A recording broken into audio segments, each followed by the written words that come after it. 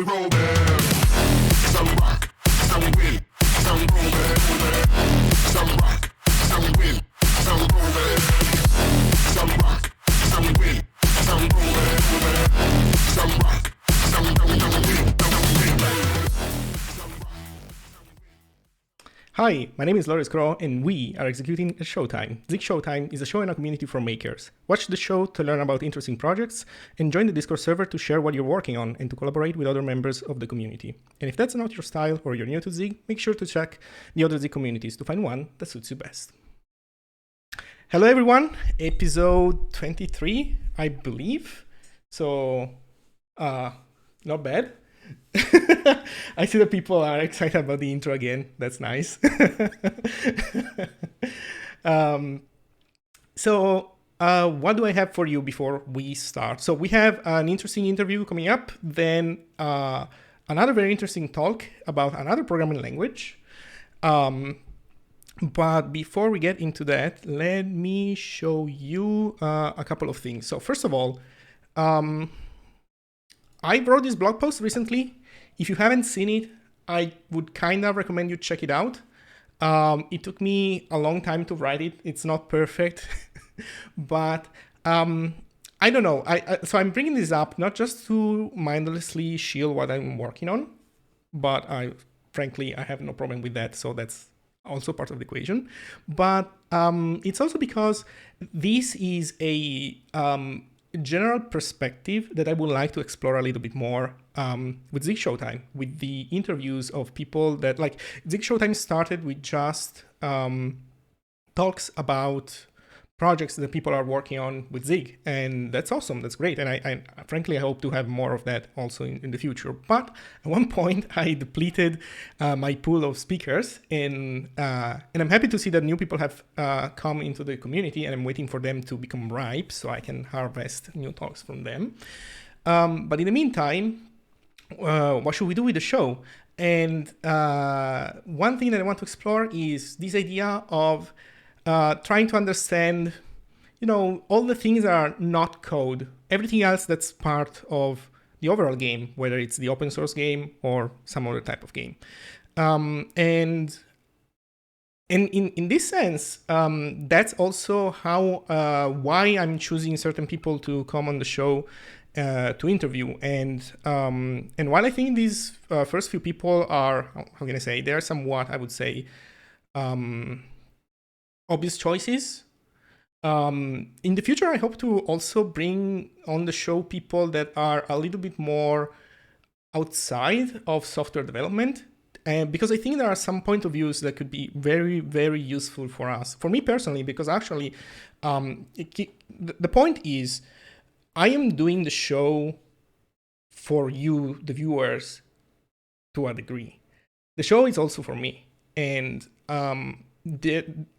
I've never talked about this too much, maybe, but well, you can imagine that I'm doing this VP of community role, and I'm thinking about community stuff all the time, and there's a lot of things that I don't know. So really bringing people on the show to talk about stuff, and or generally like interacting with them even outside of the show, is something that I do also because it's part of, I guess, the learning process to not fuck up too much what I have to do. So as an introduction then to the interview with Jonathan Turner, let me bring up this tweet that I happened to find today, which I think it's an awesome introduction to maybe some of the things that we're going to talk today, maybe some of the things that we're going to talk in the future, but in general, it's another small puzzle piece that you can put somewhere in the puzzle that we're trying to compose. So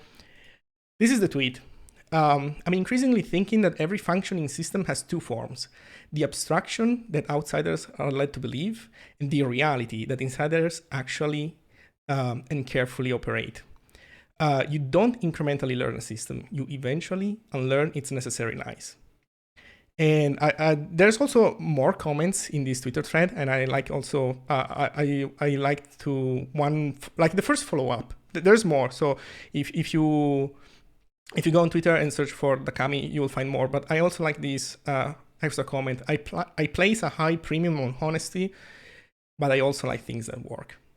And I think that this is a comment that this tweet is not something that I believe you can take fully at face value, because if you do agree on it, you cannot fully take it at face value. I think I don't know if the conundrum here, if I only see this conundrum here, or if it's obvious. But in any case, I think this is an amazing comment, and maybe this is today's backdrop for the interview.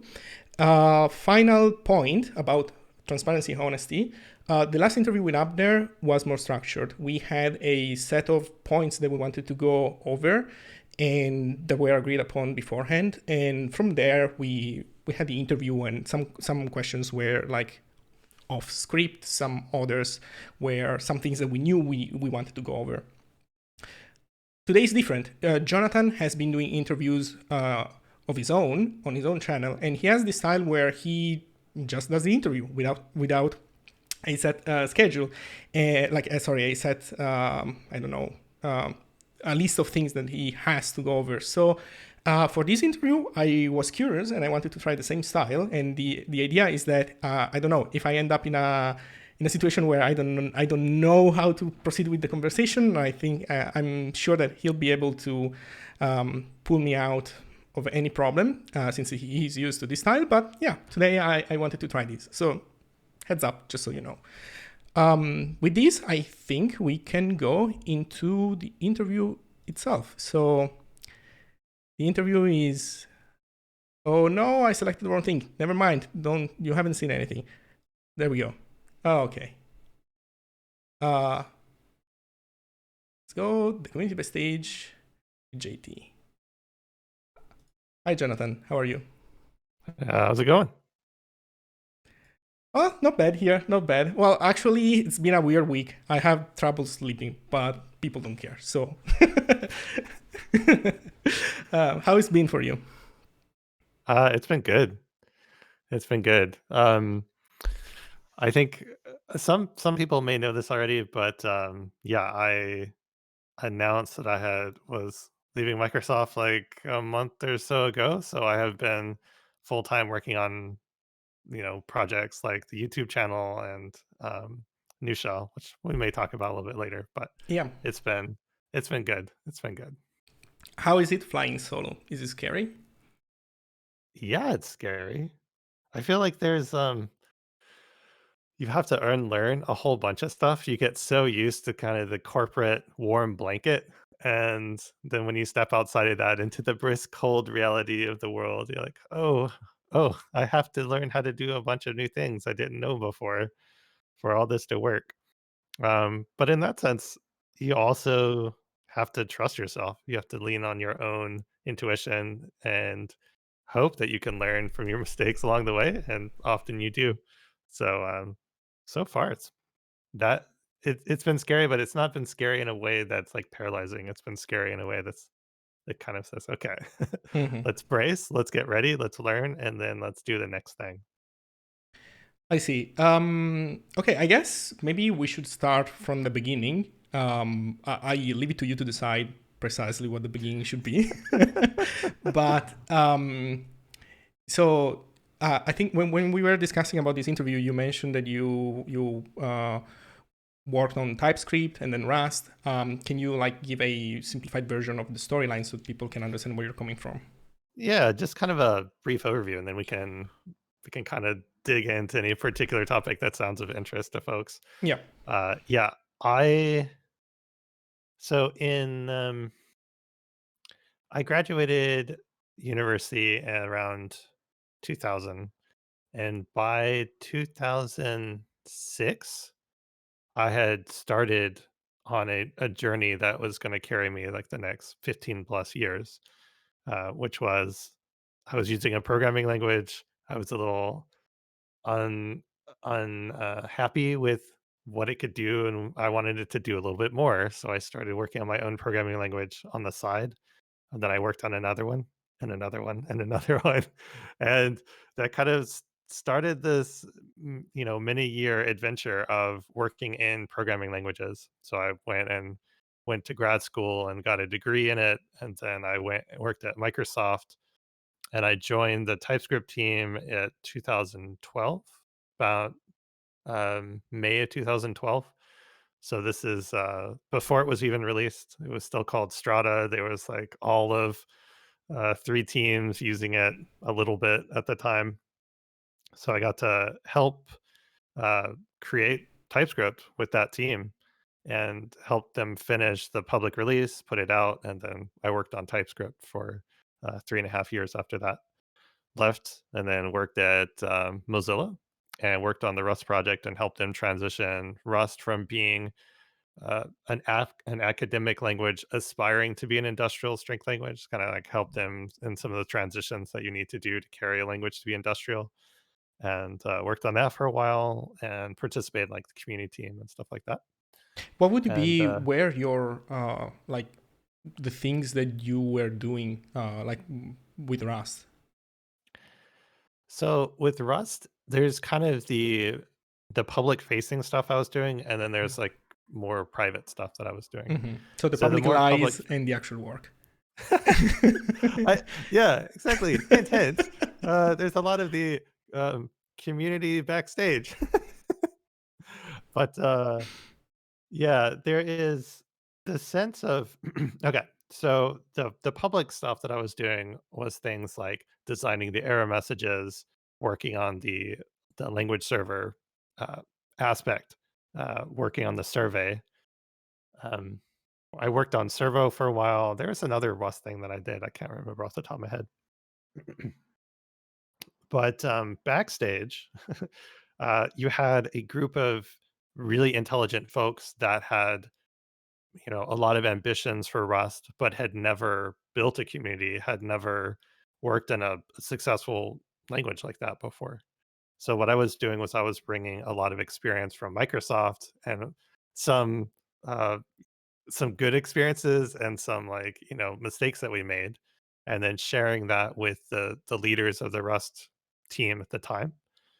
So like the Rust core team, I was friends with most of the Rust core team and just kind of sharing my experience with them so that they could lean on that as they started to make decisions. Now, of course, I was not the only person that they were leaning on, but that was a lot of the stuff that was going on behind the scenes was to let them hear some of the experience of what it was like to build and grow TypeScript to, 1 million plus users. They had that they could, that they could draw from. So there was that. And I'll just also briefly mention this. We may or may not necessarily go into it, but as I stayed in Mozilla, one of the things that I also helped do was to, I guess, like run the Mozilla research. There was like a set of us engineers and leads that helped run Mozilla research. Um, trying to pick the projects, trying to really set the direction for Mozilla research. And as part of that, one of the things I was doing was helping establish Rust inside of Mozilla so it could last long enough as a project to eventually move out into a foundation. So Mhm. that path, that was one of the things I kind of helped with. That wasn't Okay. like the main thing, but yeah, To help me understand a little bit better, and please, if these are questions that you don't want to answer, just say it. It's fine. But sure. like, what was then your title at Mozilla? So my title at Mozilla was something like the equivalent of principal engineer. Okay, Um, so it's like a fairly senior level VIP engineer. engineer. Yeah, not like top engineer, but yeah, pretty good. Okay. Okay. So, and you said that you were working with the Rust project and also with I don't know, should we call them groups? Does does that work? Yeah, that's fine. Okay, so Yeah, the Rust separate group teams. and the research group, Mozilla research group. Yeah, so you could kind of think in at the time the way that Mozilla was structured, you had, of course, the main section of it was working on Firefox, and then there were these little offshoot parts of it. And one of the offshoot parts was Mozilla Research. So it's kind Hmm. of an umbrella of projects. So it included things like um, AV1. which was like the video codec, Yeah. and Servo, which was the web browser engine, Rust. I'm blanking like two or three others that are also important, but forgive my brain fog. But yeah, there's a couple others Hmm. in that umbrella of different researchers that work on these Okay. projects. How many jumps between you and the CEO? Between me and the CEO, three. 3 jumps. Okay, so yeah. So sorry. The reason why I'm asking this question is I don't want to like dissect too much your specific position. I was asking this more as a proxy to understand how many layers there were above the Rust group. And I'll get to that later because I'm asking the reason why I'm asking this. Okay, so you work on this stuff. That's awesome. Sorry, I interrupted you with this question about Rust specifically while you were telling me about like your storyline, right? You said that you work on TypeScript, then you went to Mozilla and Rust. Is there anything else that you want to continue? Um, well, I guess the last thing to mention is so I worked on Rust. I left Mozilla, did a little bit more at Microsoft on developer experience kinds of stuff, designing APIs. At the same time, I was working with some folks, Yehuda Katz, um, who helped create the modern Ruby on Rails and Ember and a whole bunch of other stuff. So we had been friends because of working together on the JavaScript team. Um, so when I was working on TypeScript, I guess we could talk about that a little bit. So I was working on TypeScript at Microsoft. As part of that, I was on TC39, which is the JavaScript committee. So the team, like the committee of folks that designs the JavaScript language. So I was on that for a few years. So Yehuda and I met there, and then later create this kind of like hybrid programming language shell thing called New Shell. So that's basically what I spend most of my time on these days is the New Shell project. Mm-hmm. Okay. So you said that you left Microsoft, and now you're flying solo. Uh, is there any particular reason why? I get the impression that basically you left big tech for good. Am I wrong? I think that's pretty safe. To kind of actually pull that apart and to see why, it's a little tricky because like I'm still trying to figure out everything you know, where I have kind of like made the decision out of instinct and then understood it in hindsight. But yeah, at the time, I was really realizing that for me, having the flexibility to design my day was so much more important to me. And if I had the flexibility to live really simply, like I kind of called it retire, which is, I'm not sure that's true. It just sounded like the right way to describe it. In a sense, I guess it's like retiring from big tech, like retiring from um, working in that environment and then trying to design a lifestyle that is kind of like a long-term sustainable lifestyle that actually lets me do the amount of volunteerism, the amount of of just kind of content creation and that kind of stuff that I wanted to be able to do. And to do that, you had to kind of like cut loose from all the responsibilities that you have in a corporate setting. Obviously, there's a lot of day-to-day responsibilities, but there's also the drag on who you are as a person. There's a lot of um well, let's kind of talk about this a bit because I think one of the things when I was talking to Andreas, he really inspired me to just kind of speak straight and share some of the experience itself because I think once you do it kind of resonates. So last year um I was diagnosed with being on the autistic spectrum, and that has been extremely life changing for me in a way that I would not have been able to predict. And one of the things that I realized is that for a long time I have been creating a kind of mask between myself and other people. Now, on the autistic spectrum, that's completely normal. So an autist has to do that in order to interact socially because a lot of people are not autistic and don't understand how our brains function and how we want to communicate with the world, how we want to express, like how our body wants to express in the world. Um, and so I'd been thinking about that for a while and wanted to see what is it like to not have a mask or to have it less often. And that led me down the path of, okay, what things do I do naturally that feel good to me? Right. If I'm not in a corporate environment and having to be in meeting after meeting, if I'm not in a situation where I already have the expectations of like dozens of people on me, and I have a very strict thing that I need to follow in order to get that promotion in 6 months and 12 months, etc. If I let all of that go and start from just the basics of who am I and how do I want to express that in the world, um, that that really pushed me even further. So there's that sense of being wanting to be a little bit more of entrepreneurial with my time, but it was like a self-discovery thing as well of can I can I trust myself? Can I lean into wanting to just be myself and then see how that works in the world? So yeah, I think part of it is leaving that corporate culture, but there also is kind of a self-discovery aspect to that.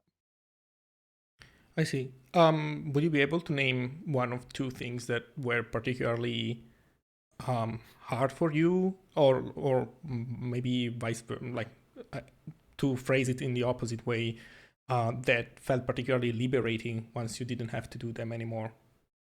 Um, I mean, I think one obvious one is that, like, if you feel that you have um, a good set of instincts for how a project should be designed, there's always going to be a lot of trying to convince other people in a corporate space that these are good ideas. That's totally normal and it's good. Um, but you have to watch out for if there are any times where you feel like, okay, if I had the freedom to design this, like, is this something where that freedom, let me say it maybe a slightly different way. The wins and the losses don't line up in a corporate environment to your wins and losses. Like, if you succeed, doesn't mean you'll succeed. If you fail, it doesn't mean that you'll fail because the corporate environment is a system in which it reacts rather than you as the individual feel the success and failure. Yeah. um, which might mean you're on a team that doesn't do well, but the team is rewarded ultimately, or you're on a team that does well, and you as an individual may not be rewarded in the same way other individuals Right. are. So having to having to feel out when is it like a direct reward for success and a learning from failure versus like the whole other system that's shifting and moving around you can be really confusing. Yeah. Um, and I definitely had experienced that in multiple times, like, in my career where I was like, I don't understand how to succeed in this environment. I'm trying things, it's not working, like, what do I do? Hmm. And that's not to say that I wasn't successful. I think if you look at TypeScript was clearly successful, Rust was successful, but, um, I think that, there's definitely a desire to simplify and Yeah. to get to being able to take on the success or failure largely on myself and then trust that I can then take that, learn from it, and then, go into the next day having learned from that. Hmm. So I guess in a nutshell, like understandably, you don't like the idea of being a cell uh, in a giant organism, right? Because that's what you end up being. Right. Like, and the life of the single cell is nothing compared to the life of the organism itself. Yeah. Yeah. And as Andrew points out, it's kind of like there are times when you almost have to pretend to work or it's weird. It's hard to describe. Is there anything? It Sorry. oh, I was just gonna say it's like a yeah. It's unless you have experienced it, it's really hard to describe that the actual work and then the fake work overlaps. It's like the tweet you were talking about before. There's kind of this lie that's the necessary Yeah. lie that's going on at the same time, as the actual work, and you have to maintain both. Whereas it's so much better if you can just do the work, present everything transparently, and say, okay, this is what we did. This is the direction we want to go, Yeah. and get feedback directly from the users of the thing that you're working on.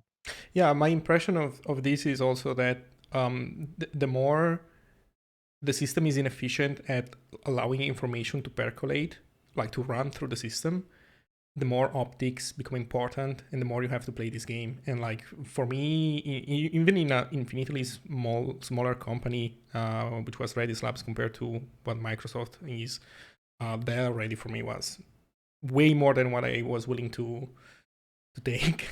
So yeah, I can Yeah. imagine. Yeah. Um, is there anything specific about your autism condition that you feel you have been liberated from? Like, maybe small things. I don't know, stuff Mm, about meetings, stuff like this. Like, do you have one or two things? I would say, well, so there's a lot. I mean, just one part of it about being open with people so that I can be comfortable to be a little bit more myself and not feel like I have to act a particular way, and lean on people to give me a little bit of leeway, right?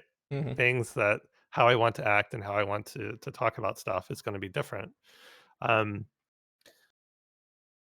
I would say the other thing too is related to that leaving the corporate environment, which was to give myself the space to be creative.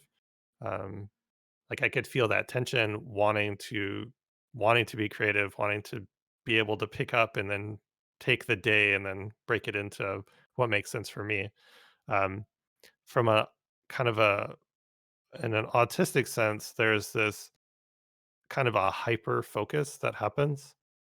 Other parts of the spectrum experience this as well, but being able to have an idea or a topic, like to us, it's like to someone that's more neurotypical, it's like, oh cool, I read about, jaguars for 30 minutes. That was a lot of fun. Or whatever. Maybe they don't even do that. Um, but to someone on the spectrum, it might be like, hey, I started reading about jaguars and I now know everything about big cats, and it's like 3 weeks later. Right. There's a the scale of interest and how far and how long we can drill into an idea, um, is quite different, and giving yourself time and space to be able to do that is like an autistic way of living our healthiest lives. So, when you don't have that space and you have to kind of pretend to enjoy topics that you don't enjoy, um, is actually quite taxing mentally. And Mm-hmm. so, yeah, I think that there's, and that's not to say that there isn't responsibilities that you have in life, and you need to, clearly you need to pay your taxes, you need to follow all the responsibilities in your life.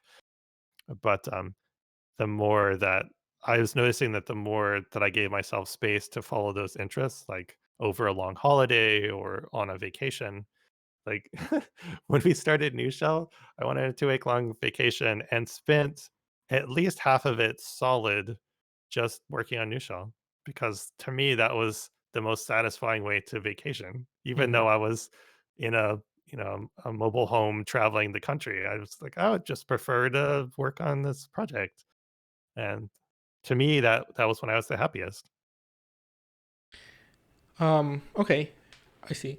Uh, so to say one thing in defense of big companies, so just for the sake of it, uh, Yeah.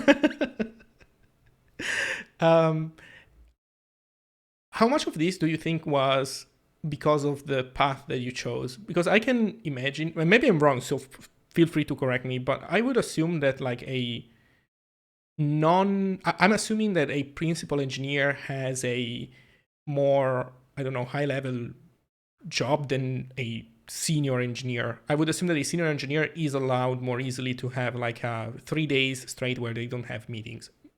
Maybe not. I don't know. Yeah, I'd say that's true. As someone that, as you become more senior, you're responsible for taking on more of the overall vision of the team.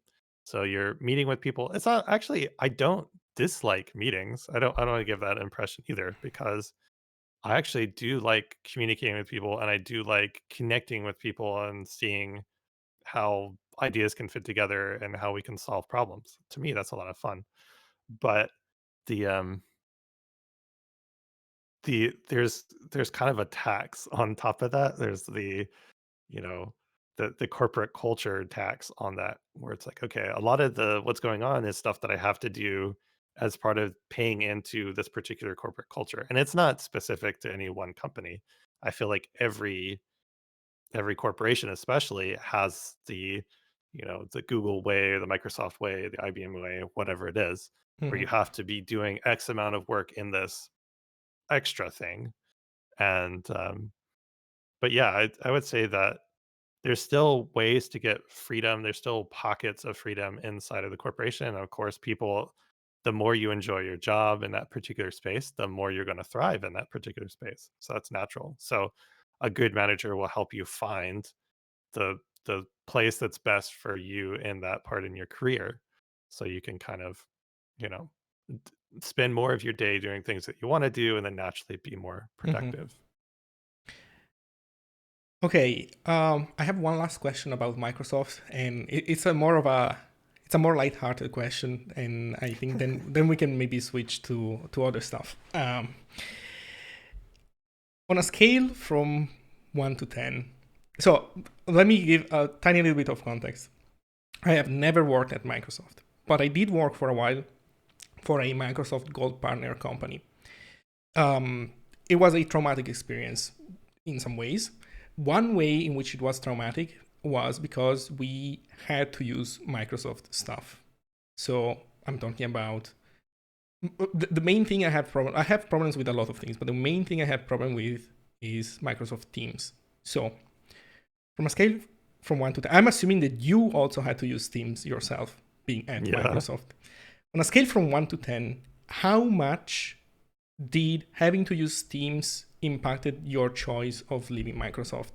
And I'm not just Teams, but Teams plus all the problems that it Right. brings. It used to Right. not being able to, it used to not even light up your icon or something when you were speaking. So the people, when I was using it, people would keep always asking, can you hear me? Can you hear me? Which is Right. annoying, but they didn't have any visual feedback. And also people having horrible meeting etiquette where they don't know how to stop their microphone properly. They use speakers, they type while you're talking. On a scale from 1 to 10, how much? Oh, that's funny. Um, okay, I'll at least give a little bit of background there. So when I first started, um, my second tour at Microsoft, I guess you could say, my second Yeah. time at Microsoft, um, I was remote, but most of the team was not. So Oh I God. I went and they did like an all team meeting. There was like 60 people or something at this thing, and so I flew into Seattle and I went to this meeting. And I said to the director, I said, "Hey, there's only a couple of us that are remote. Can I give a session and talk about what it's like to be a remote employee?" He's like, "Sure, sure." So I give the session. I tell people how awkward it is when people talk over each other and the technology we use is not super great, and et cetera, et cetera, and how to be a little bit better, how to have better habits around this. And they're like, "That's cool. That's cool." Now, granted, this was at the end of 2019, and anyone listening knows exactly what happens next.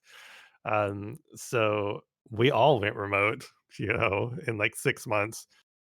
There was no next meeting of flying everyone into Seattle. So we all had to figure out how to use this technology. And I think actually Microsoft Teams improved greatly, which is kind of an unfortunate result of the it's positive, but unfortunate that it had to cause had a pandemic as the cause, because now that everyone was on it all the time, it was really easy where teams needed to improve and how best to do that.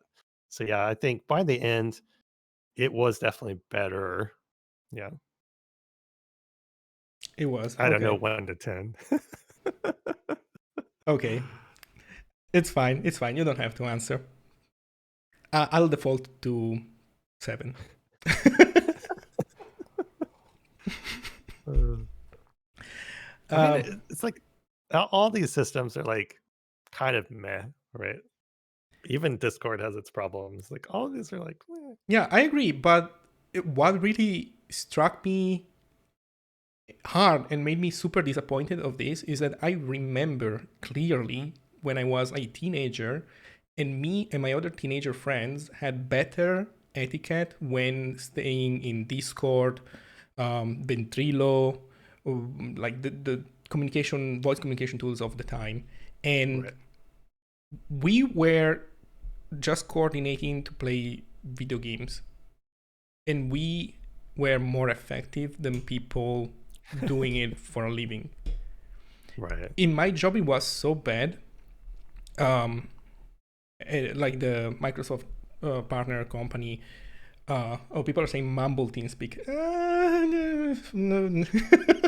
Well, anyway, Mumble, Ventrilo, and TeamSpeak were the ones at the hot ones at the time. I think Xfire also had voice, but anyway, let's leave aside this discussion. Um, like I think that like the inability of communicating in meetings was so bad at my last job that I genuinely believe that some projects went downhill, not entirely because of not being able to understand each other and being super ineffective with meetings, but I think that maybe it was one of the major factors, and it could have been enough to not just have that. Like the moment when it was clear the most to me was when I was in Singapore and we had to do these meetings Singapore, Italy. Some between devs went well, but whenever you had to bring in somebody non-technical, it was a disaster. Mm. And the peak and the overall peak for me, like at the end was at Redis Labs when we were trying to. So this is all how can I say in-house in Nation. Well, we for the pandemic. We had to talk with companies related to the Italian government because they were using Redis to run the nationwide contact tracing app. And I jumped in some of these meetings, and people really they could not do any. They could not make their microphone work. They could not hear. They could not. They had like connections that would drop, I don't know, 70% of the packets or something like this. It was a disaster, a complete Mm. disaster. Have you ever experienced something this bad at Microsoft? No, I never No. have. Oh, No, that's I good to mean, hear.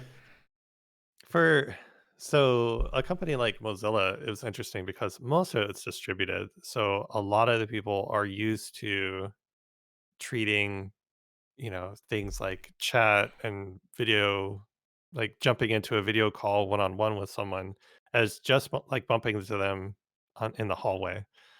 So it was very natural to be chatting with people constantly, but in the same way that you would do on a Discord. So I think that, yeah, for teams that are used to it, for teams that have worked around some of the technical issues, I feel like I'm so used to, kind of navigating, coordinating with other people that Hmm. way that it would almost be weird to go back into an office and sit down across from someone and be like, okay, they can just stare at me whenever. That's kind of weird. Okay, I see. I see your point there. Okay, so that was nice. Let me think about what to talk about next. So I am obviously curious about your Rust history more than anything else. And I don't know if there's anything that you want to say to open up this arc. Feel free. Otherwise, I can just ask more precise questions. Sure. Um, I can share a quick story about how I made mistakes. Okay. That's the first thing that came to mind. So like I was saying, I was working at Microsoft and I worked on TypeScript for, 3.5 years. And I was like the program manager, which it's impossible to describe this job, but it's if you think of engineering as the actual writing of the code, something is everything else. And that is basically program management. So everything from coordinating with the users to creating partnerships with other teams to running meetings to so I ran the design team for TypeScript and that kind of thing. this put experience in my pocket, sure, for one thing. And as I left, it also kind of put a chip on my shoulder to kind of say, "Hey, I had this like, amazing success, um, out of the gate, like coming into the next team, which was working at Mozilla, working on Rust. I was kind of like, "Hey, I'm a total badass. You should all like listen to me and do what I say." Um, and that is, well, not only was that abrasive and arrogant, but it, completely ineffective. And so it was kind of you know, an interesting experience to step into it and go, "Holy moly!" Having this sense of I made one thing successful, so I can walk into the next thing, and clearly all the same things are going to make that successful, and then falling on my face like immediately was like a really good experience. So I came into Mozilla, and once I kind of fell on my face, and once the kind of the Rust leadership folks kind of pulled me aside and said, "Hey, this is a coordinated effort. Like, you can't just come in and have all the answers. There's no way you have all the answers." And, I was like, "Hey, you're right. You're right. I don't." So, I think that in order for them to lean on me and whatnot, I had to kind of break down to the point where I could be a useful tool for the team. So that was something where, yeah, I came in to Mozilla, started working on Rust, and had these experiences, like a personal, interpersonal experiences that actually made me a much better person to share my knowledge with the team. At the same time, I'm like working in systems programming for the first time in like many years. So I worked on a language called Chapel in grad school, which is it's a really cool language, and no one ever talks about it. I feel like in every interview I mention it at least once, because I feel like if you're a programming language nerd like myself, you should check it out. Just one of those that you should just have on the radar. Um, but yeah, I was doing systems programming for that, but then TypeScript is all JavaScript. I hadn't touched any systems languages at all, and so I was really having to get my chops and like actually write code and write real systems level code. And working on Rust is a whole experience for those, I'm sure, who've experienced it. This whole idea of the borrow checker and working the borrow checker and trying to get, you've got X amount to do that day. And part of it is, okay, I have to get, learn enough Rust that I can deliver this. So that was also quite a steep learning curve in terms of I started my first project was in the compiler. So actually making changes in the compiler while I was still leveling up my Rust was an experience. I definitely feel indebted to Nico Matsakis, who was the leader of the compiler team, who was very patient with me and like sat me down and talked me through um, some of the the way that the compiler works, and was very patient with my, why does it have to work this way? Why does it have to work that way? As I was just like letting go of my my view of the world at the time. Um, and it was interesting because as a result, I was able to design like the Rust error messages, which little did I know, I kind of wrote this blog post as we designed this thing, and we had some initial error messages. And I wrote the blog post and I called it "The Shape of Errors to Come," which is a reference to "The Shape of Jazz to Come," which is this Ornette Coleman album. And at the time, people thought that was a really audacious title. I mean, the jazz record as well. People thought that that was like, how could you call it that? And lo and behold, Ornette was correct. That was the shape of jazz to come. Was this more freeform jazz? And I wrote "The Shape of Errors to Come" as kind of a cheeky, "Oh, yeah, this is what people are gonna do with error messages," and lo and behold, that is the way that error messages are done today. In a lot of projects, they've kind of picked up that design, which is, like, pretty amazing to see the reverberations of something that you did, 10 years later. I pulled up PowerShell a couple months ago, and it has the same kind of error messages now, and I was like, "Wow, that is wild." Um, so, yeah, I worked on the error messages and, is it I was trying to think, is there anything in the Rust side? Oh, yeah, I worked on the language server as well. So, the Rust language server, which is now replaced by Rust Analyzer, but it was kind of like our initial thing.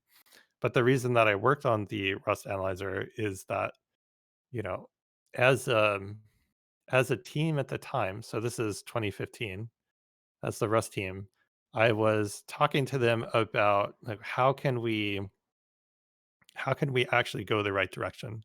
I think one of the struggles when you're designing a language is that if you're not careful, you go in your personal direction, but that doesn't mean you're going in the right direction, right? You're designing something for yourself, but that may not be the right way.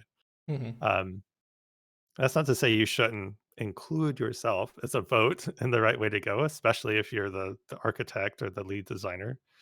But when you when you're kind of making this transition, and I was mentioning earlier, making a transition to being more of an industrial strength language, you need to go talk to industry. Like you need to go talk to companies, you need to go hear from the users. So what we did back in 2015 is we did two surveys. One was a community survey where we just put together like a 15, 20-minute long survey, put it out, hoping to get, a few hundred people responding, ended up getting a few thousand people responding. So it's like tons of good data.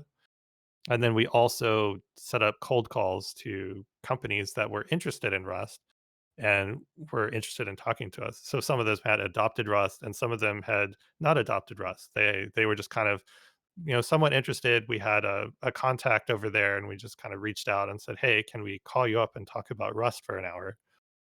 And those two surveys allowed us to actually hear what like when you're in the project, you see the project from the eyes of the project, but what you really wanna do is jump outside of the project and see it from the eyes of everyone else looking at the project. Say, "Oh, I would use this except for blah. What are the reasons that, you don't use Zig?" "We were curious, what are the reasons you don't use Rust?" And then you can tabulate that and go, "Holy moly, so the people that aren't using Rust, at least a quarter of them are not using it because there's no good IDE support." Really? Like, everyone that was working on this project were all systems level engineers. They probably all were comfortable in Emacs. They didn't care, you know? There was no experience from the user's perspective, like the potential developer's perspective to say, I need to be in Visual Studio. I need to be in an IDE that feels really good to me because that is where I feel that's where my ergonomics are. That's where I feel the most comfortable. And yeah, so we started on the Rust language server to help solve that, deficiency that came out because we did that survey. And so that survey is kind of like continued year after year after this point to kind of say like what are the deficiencies in terms of where can Rust grow next? And I think that's helped them build success on top of success in terms of, you know, removing the barriers to entry for people to get into Rust. Hmm. When you mentioned these call calls, when would that be, roughly speaking, in terms of years? I think that was also in 2015. If I remember correctly, it was like 2015 slash 2016, somewhere in that time frame. Uh, I don't know how often that's done these days. I was part of the community team, and then after doing that for a little while, I did end up leaving. So I don't do any formal volunteering in the Rust project proper. I'm more on the outside, Hmm. doing training and that kind of stuff. But yeah, at the time, it was assumed that these things were going to run roughly once a year. Okay.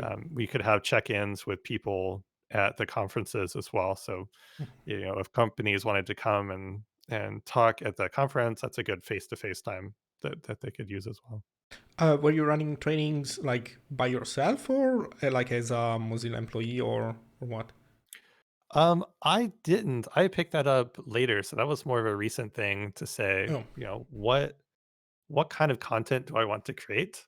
And I feel like I okay. had, now 6 years of Rust experience, and my particular approach is to try to say things in a way that I think is generally understandable. Like I would much prefer to speak simply rather than using a bunch of technical terms. And I think that, well, at the time I was like, okay, maybe that would be good combination. I can Hmm. explain Rust in this more folksy, relaxed way. Yeah.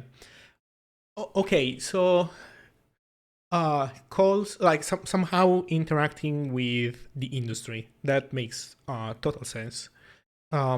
Is there any other like non-obvious from an outsider perspective big win that you think the Rust team had from a non-programming perspective? Hmm. So I'll say this, but I feel like it's the way to actually see how successful this is to watch over the next 15 years. So, Mm, sometimes when we're talking about a system, these systems move on their own timescale and you don't actually see yeah. how successful something is until much later. But one of the things that we talked about inside of Mozilla was that Rust was helping to define what it would be like to have um, a healthy open source in a modern sense. And that sounds a bit, maybe that sounds a bit painted too broadly. Let me try to explain what I mean. Sure. When Mozilla was working on Firefox, there was a separation between Mozilla, the company, and the contributors from the company and the outside world. Um, Dave Herman, who I worked with at Mozilla and still good friends with, calls that two OSS, like two party OSS, um, being open source software. Hmm. Would you say So this is this, similar to what Go is? yeah, that's another two OSS. Okay. So when you have Google being like the entity and the community being a separate entity, and the primary entity having some like higher standing in terms of the success and failure of a project, or the ownership of the project, or who has the stakeholders. There's like different ways that you can slice it where you Hmm. see how that tension happens in different ways. But yeah, two OSS. And Dave, in particular, really wanted to push one OSS, meaning singular entity ownership and control. Not control, that sounds like a bad word, but like someone who's responsible for the direction of a project that is a single entity. So even if a company sponsors it, they are just a seat at a table of a much larger table. Like um, there's no ownership of the singular thing. Yeah. And so his hope was that would give Russ longevity. And he fought extremely hard. And I think I can say that publicly. He fought extremely hard to keep Rust in a one OSS capable formation. So it was never wedded tightly to the way that Mozilla worked, the philosophy inside of Mozilla, and instead was always step by step moving towards one OSS. Um, when Rust created the core team and the sub teams, the intention was that any company could pay someone to staff these core teams and sub teams.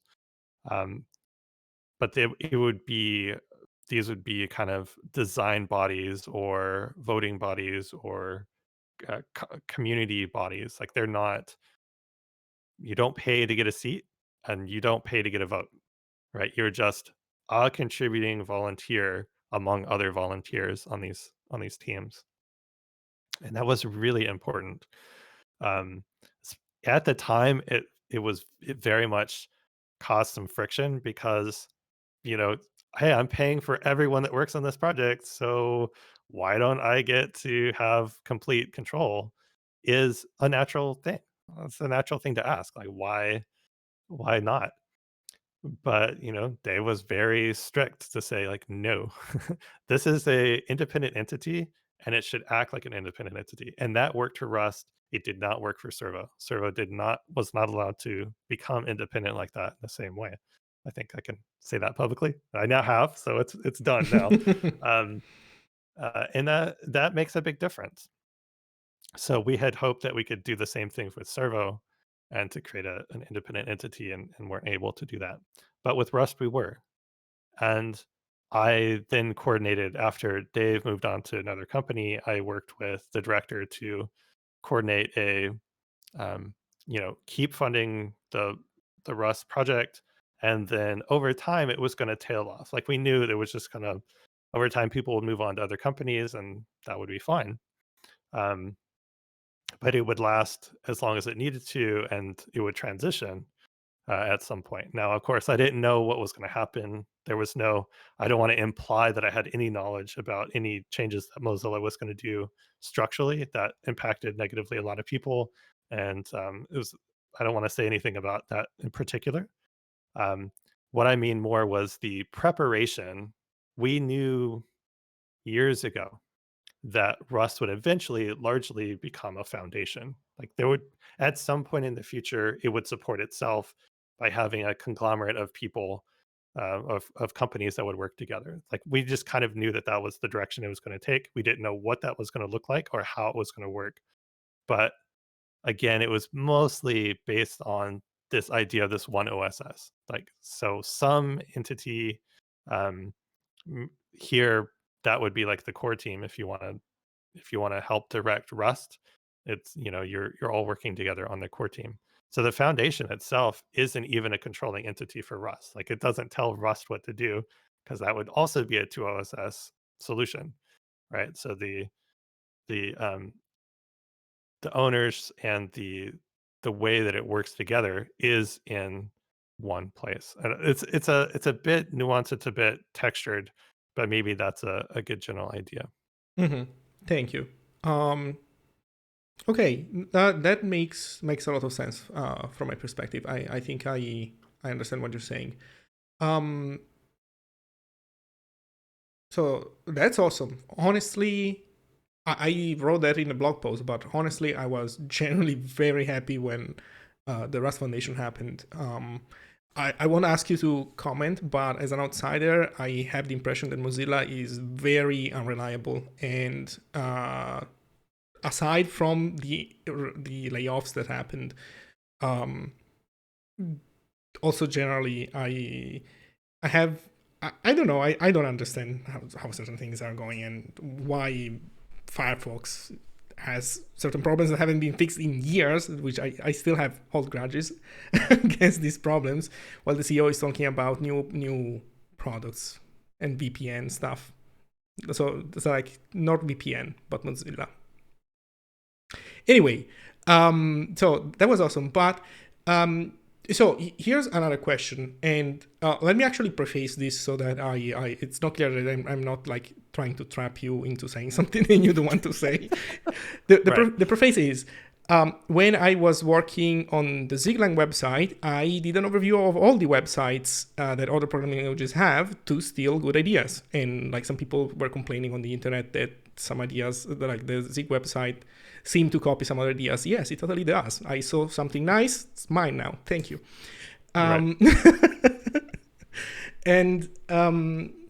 And of course, I took a look at the Rust website, and as usual, I'm super ignorant of all this stuff. I didn't know anything about the Rust website redesign, and somebody in chat, I wasn't live on Twitch, and somebody in chat told me about the old website, the new website, and how some people, most developers, I don't know, well, a good chunk of people don't like the new redesign. And so I don't know, I clicked around a few links, saw discussions on Reddit and stuff, and I saw that there was a lot of drama around the time when the website was released in 2018. So I after reading about this stuff, I made my own mind, and if you will, so going back to the original point, I'm an outsider. I can only see the outside lies. I don't know what the internal reality is. But at the same time, while I obviously knowing this, I won't be 100% convinced of what my perception is as an outsider. But at the same time, I do have to come up with an opinion. And As an outsider, my opinion was that I was very confused at what happened because, long story short, for the viewers, when the Rust website was redesigned in 2018, that was in concomitance with the new Rust edition, and the website was rushed. The contributors working on the website were burnt out by it. They weren't happy. The community wasn't happy either because they felt left out. And also the website redesign was, let's just say, confusing to people because it was a redesign clearly geared towards decision makers in companies, and it wasn't anymore a website purely for developers. As an example, actually, you know what? I have this thing. Let me bring it up. Boom, website. Nice. So this was the old design. And you can see it's very minimalistic. Features, code sample, documentation, install, community, contribute, install button. New website. Leave aside for a moment whether you like or not the graphical style, but like just talking from a semantic perspective of the structure. Now there's learn, there's no more documentation, there's a lot more stuff. There's a get started, not just install. There's a bunch of points. There's also testimonials, and developers don't like testimonials. And I won't go into detail. I made an hour-long video on YouTube. You can find it in the Zig SHOWTIME web YouTube channel if you want to torture yourself with my ramblings. But the idea was that people were very angry also because the website was released. It was rushed, and so there wasn't enough time for the community to comment on it and to iterate over the comments 1, 2, 3 times, whatever it's necessary.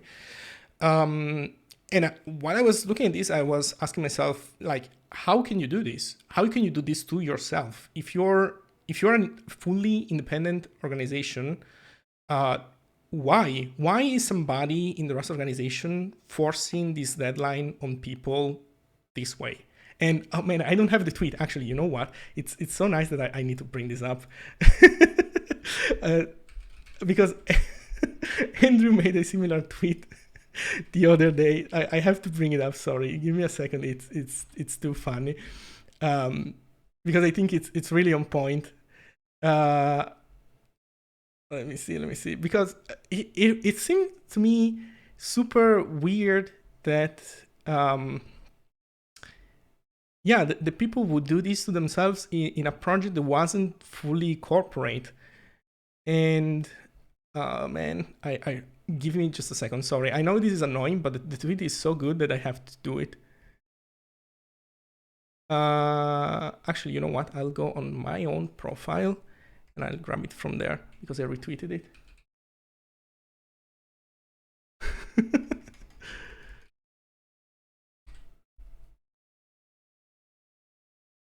Where is it? Actually, let me bring up the view.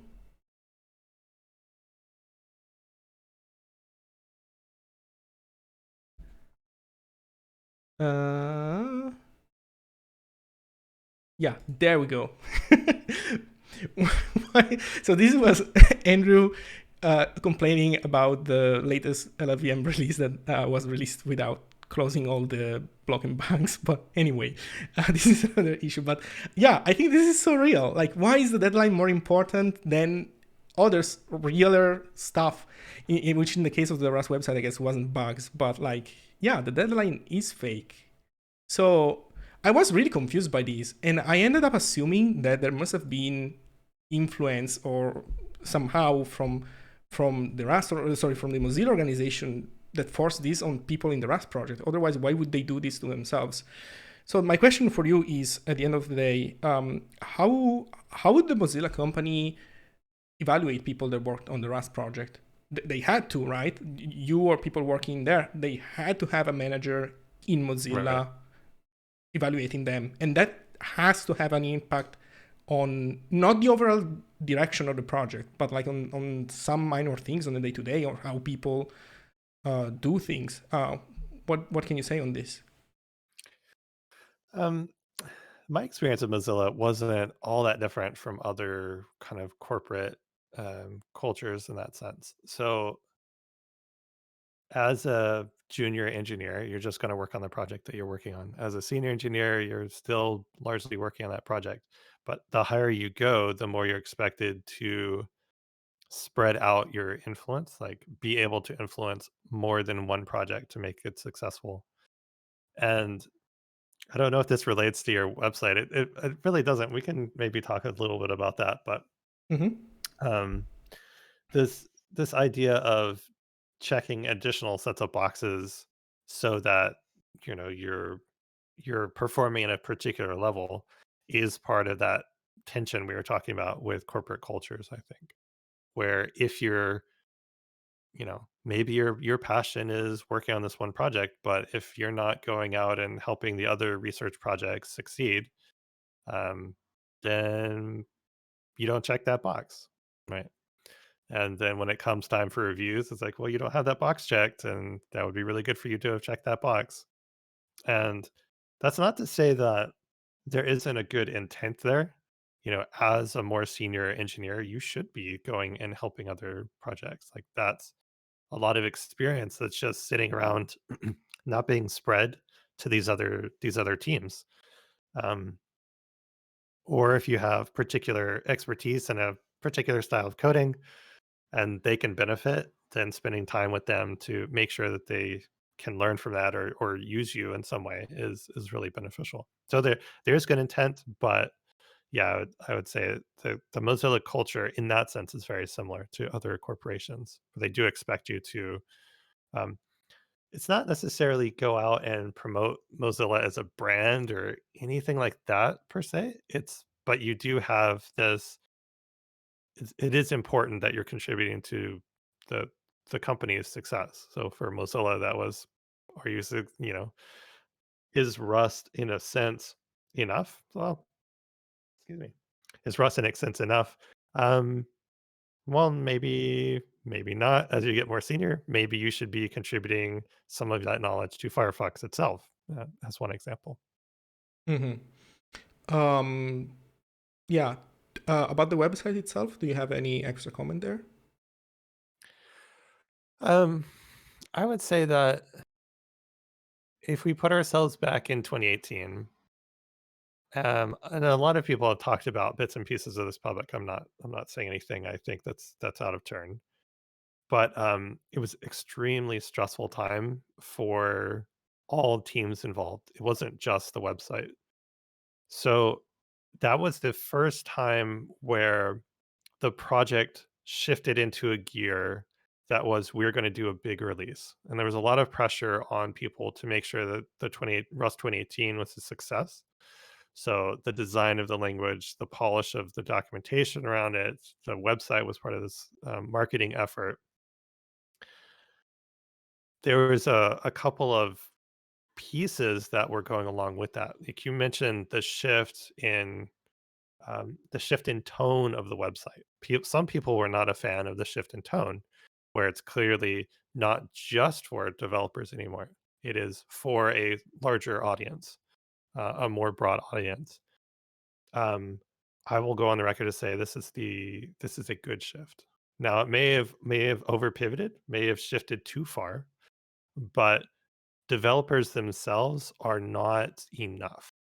I agree. By the way, sorry, So just a small interruption. yeah, That's the same point that I made in the video and also in the live streams. I think that this is a great change, and my argument here with the website and the drama was that that was a good change. People in the community need to understand that the website is a marketing tool first and foremost. It's for people that you don't already have more than people that you already have. And in my yep, opinion, if anything, the failure, and in my opinion, the Rust website was executed very, and I say that also in the video, by the way, if people want, again, 45 minutes of just talking about this, it's on YouTube. I think they did a great job. I don't have comments on the styling. Some people have run on the styling. I don't know, I'm colorblind, I don't care. But structurally speaking, I think it's amazing because it plugs into all the extra content, like the books and everything else. It's very clear, allows people to jump into whatever they care about very quickly. If anything, my point of my critique of what the Rust team did was that it seemed to me that they didn't want to say this openly to the community, because I read also the mm, what's it called, the blog post that was supposed to the retrospective blog post that came out 2 years later, and it seemed to me that blog post didn't say this. It should have, in my opinion, should have stated this. This website is so not only for you. Chill out. Yeah, I think that's a fair point. One of the ethos in the Rust community is kind of summed up as why wasn't I consulted? I can't remember who wrote this blog post. Maybe someone can pull it up and link to it. But this idea of we as a community, especially in open source, we as a community in open source need to feel like our voices are heard and that decisions are aired between us in a community as they are made. So we can have a chance to actually speak into this decision and feel like our feedback is part of what makes that decision. If that doesn't happen, it feels like that when we were saying 2OSS, like this idea of like a separate entity controlling the project, you Okay, feel it's separated, right? You don't feel like you have the ownership that you want to have. Is that it? And it's well, so this is the talk about it. There was a original blog post okay. much earlier that Okay. yeah, I can't remember what the name of the top of the blog post was, but this why wasn't I consulted way of thinking is how Rust generally is supposed to work. That's why Okay. Rust has the RFC process, and the RFC process isn't just for technical decisions. It is a much broader thing. So every year when Rust plans the next year, you ask the community, okay, where do you want Rust to go in the next year? They collect all that data, they read everyone's blog post and collect it together. And that helps inform the blueprints for what is laid out over the next year. So this is ongoing. And I think maybe some of the tension around the website was like they knew that there was going to have to be a tonal shift, right? When you're talking to corporations need to trust you as a project. And in order for that to happen, you need a much broader set of people looking at this technology and having confidence in it. And that takes time. And that also takes education. And it takes a different kind of education than, hey, check out my Rust sample. It can do like 15 languages, which is awesome. You have Unicode support, but that's not going to necessarily check the boxes for a CTO that needs to know that Rust is going to be a good bet, for the next 5 years for their project. Makes sense. So yeah, I would say that there was definitely a little bit of the why wasn't I consulted friction of like why, had we done it over again, maybe we would have flighted both the plan and, beta versions of the website in a way that more people had access. I think there was actually flights of beta versions, but that whole time period, again, it was extremely stressful. It's really hard to look at it in such a way that you can have hindsight as 2020 very easily with 2018. I feel like because tons of pieces and tons of people learning on the fly, like making mistakes and trying to adjust, trying to aim towards a much larger release, a much larger set of things that they wanted to do than they'd ever done before. And I feel like that's asking a lot of organizational structure that may not have been in place. And I feel like as a team, they learned from that. So 2021 isn't expected to be very big by comparison to 2018, and the ambitions were not as big because they look back and said, wow, a lot of people took on a lot of emotional strain, a lot of emotional burden in 2018 to make Rust successful. And we lost some of them. Like they just left the project. And that is not a sustainable way to do these kinds of releases. So I think naturally calibrating, if you think of Rust as a system, right? The core team, the sub teams, and the community around it, and everything. Asking the system to do what is sustainable for the system. Like you're part of it, right? You can make a vote, but learning from the mistakes of doing too much or having stretched yourself too thin and then paying the penalty for that. So I think the website, it might be, people want to point at that. I don't think it's necessarily fair to point at that one specific thing per se and drill in too far, because I feel like it was just one piece of us, a lot of people being put under a lot of pressure. Yeah. Okay.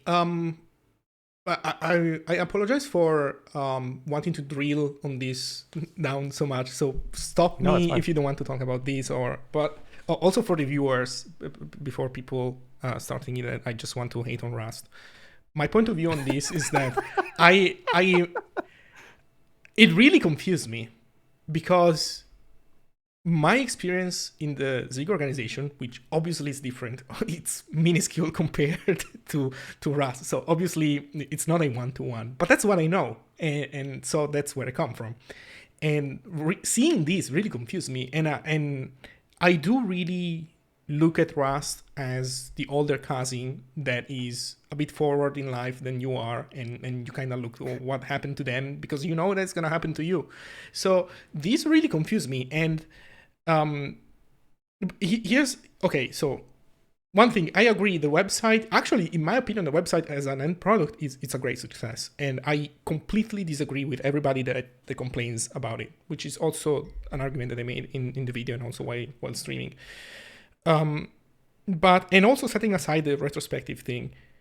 Although I'll make one comment on the retrospective thing. I think that the retrospective, in one way, at least based on the answer that you gave, it seems to me that this was one moment where you can see the tension between the necessary lies and the internal workings and honesty versus things that actually function. And why wasn't I consulted versus you should not be consulted on this. That has to happen, period. And I think that's kind of true. But yeah, go ahead. Finish your question. no, please, if you want to comment on this, feel free. I mean, I feel like that. Yeah, I mean, there's always going to be an internal structure, a core team, a team behind the closed door that needs to make decisions, right? It's not just about leadership in the project. If you think of the moderators, right? So these people that work behind the scenes to ensure that there's not a lot of toxic behavior in a community, in the kind of the communication channels that are specific to that project. They're doing a lot of work, and it's supposed to be private. It's supposed to be secret, because to spill it out makes it worse, right? It kind of doesn't let it do its job. And that's true too for more of the like a core design. There's a lot of, if you put all of it public, there's a lot of personal stuff that would spill out. There's a lot of decisions that are being made and then retracted before they actually become public, because you know it's a problem even before it's ever publicly talked about. So there'll be times when, you want to have that conversation where you shut the door, make your mistake behind the closed door, open the door, having made the mistake, and then share that publicly. Um, so yeah, there definitely is reasons to do it that way that are not necessarily nefarious, that are not necessarily like lies. Um, they are just part of how to do it in a healthy way, rather than do it in such a way that, Yeah. you know, if you're completely transparent all the time, the system would work less well than if you actually hid some of it.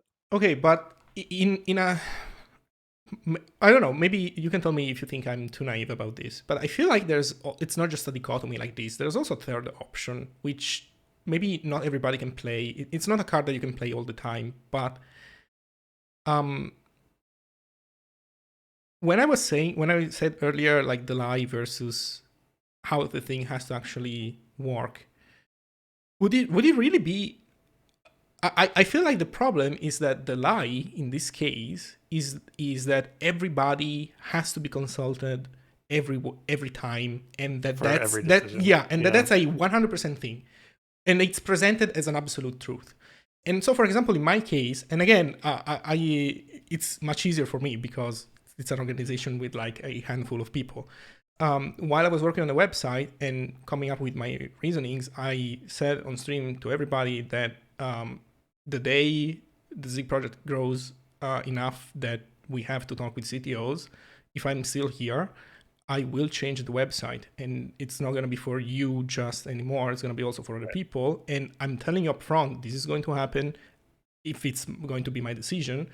And the reasoning is also, well, I mean, yes, you're losing a website. Like, it's not as comfortable for you as it was before. It's a website. Who cares? Do you prefer to have a website or you prefer to have a Zig job? Right. I think the answer is obvious. There's that, and there's also, and this isn't prescriptive. This isn't you telling people, necessarily um, that they have to believe something, but the way like we work as humans, we don't always get it, right? We Yeah. can only understand stuff sometimes a year later, 3 years later, we look back and say, oh, this is fine. This is fine. Like syntax changes, since we're talking about a programming language Yeah. on this particular show. This happens all the time with programming language features. So Rust implemented async await in a particular way where the await keywords on the right hand side, and people are like, well, this is a terrible idea. There was dozens of decisions like that where even though they had time to be consulted, they still hated it when it was released. Hmm. And they're like, this is going to cause Rust to Yeah. fail. This is stupid. And of course they're wrong. but the thing is, they would even say that they are wrong a month later after having played with it. Hmm. They come back and say, this is great. I was never mad about this. It's like, wait, what conversation were you and I in a month ago? Right? People are going to change. Their opinions are going to change. And the website, once you're used to like, this is the Rust website, there's no like friction, I would say. Some people may still not like it, and that's totally fine. But the audience is kind of broadened as a result. And I think if you look at, and not to say that it's necessarily the website itself in total, but all of the efforts going around making Rust um, interesting to a broader audience, interesting to corporations, interesting to companies to adopt it, has succeeded. I mean, in 2021, we're just seeing like a whole laundry list of companies adopting Rust that are big name software companies. Yeah.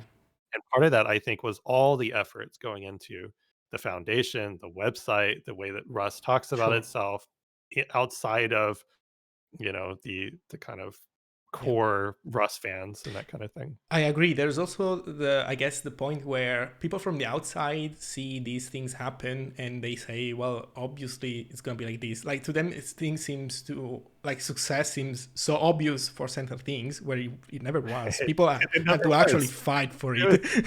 yeah, it was an extreme amount of work over a long period of time to make it that. Um, yeah, and it's easy.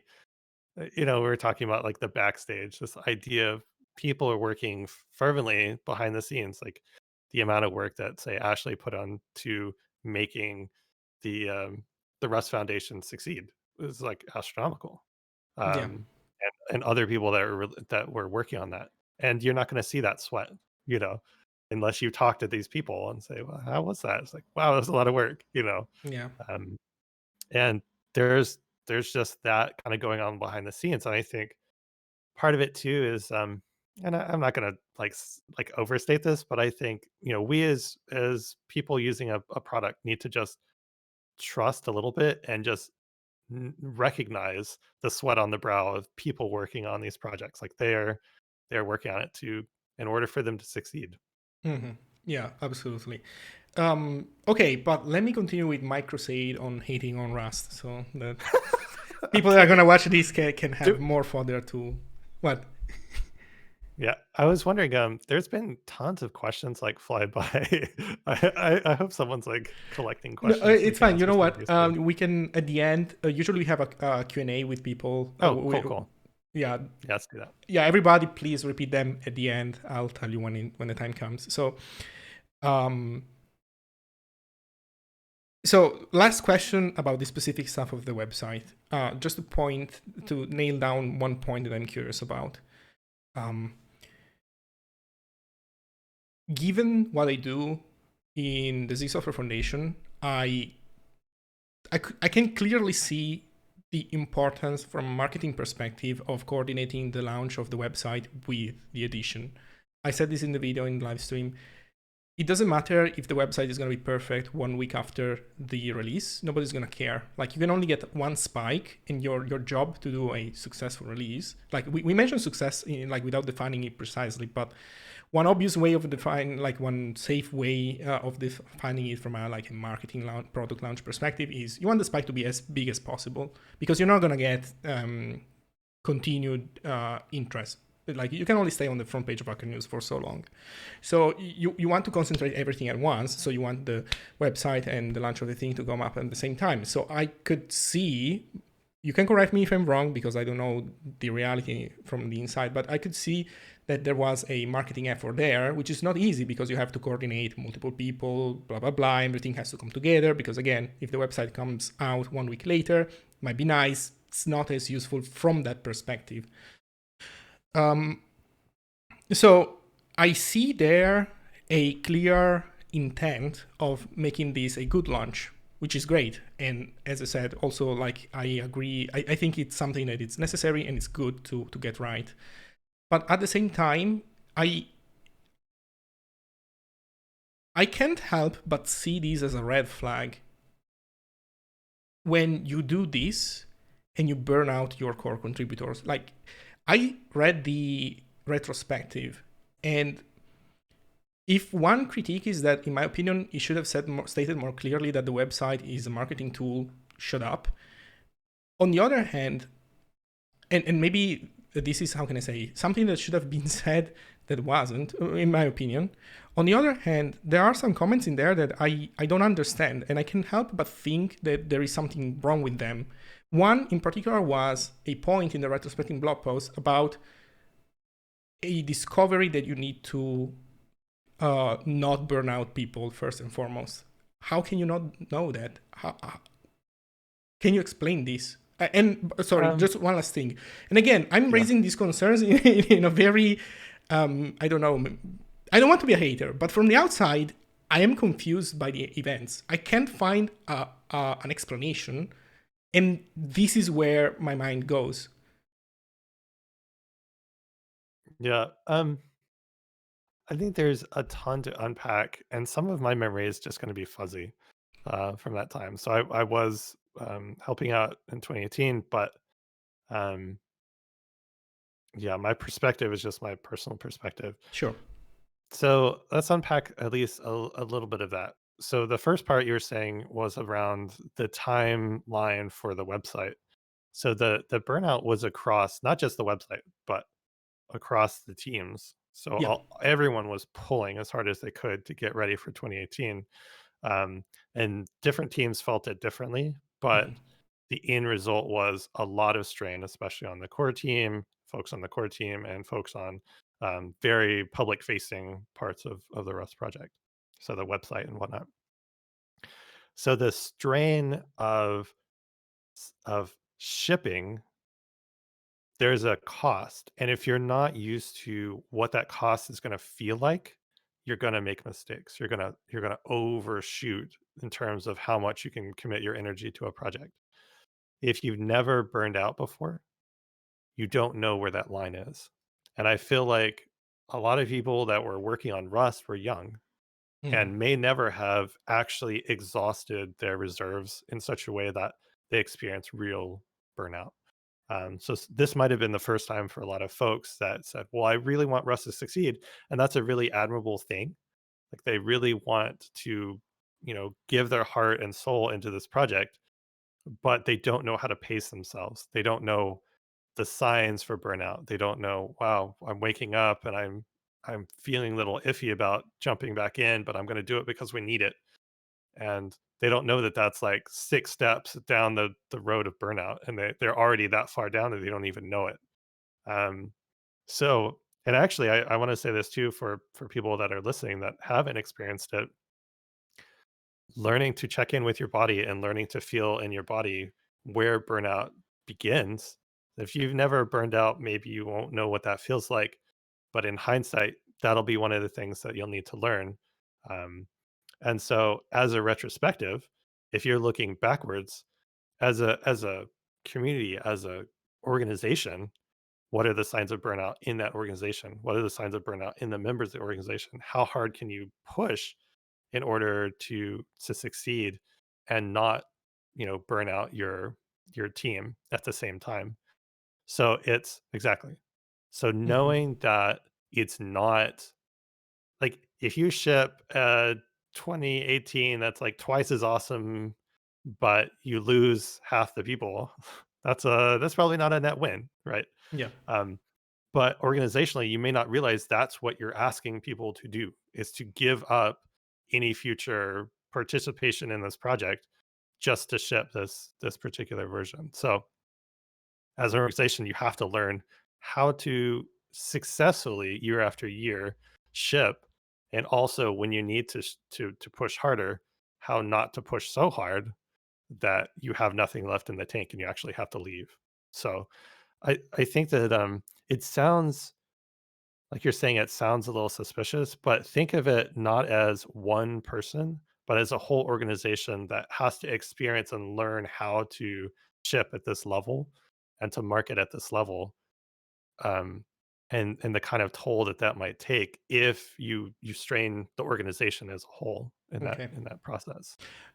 So I think probably a good way of saying this from a perspective that we can understand from the Z community is probably not that is that we are used to seeing Rust being so effective at so many things that we build an expectation that the level of sophistication is all the way up there for everything, while in reality it's Right. not. And for Zig it's the same, because we get people that get really angry and disappointed by Zig because they see certain things as being very well developed and effective even today.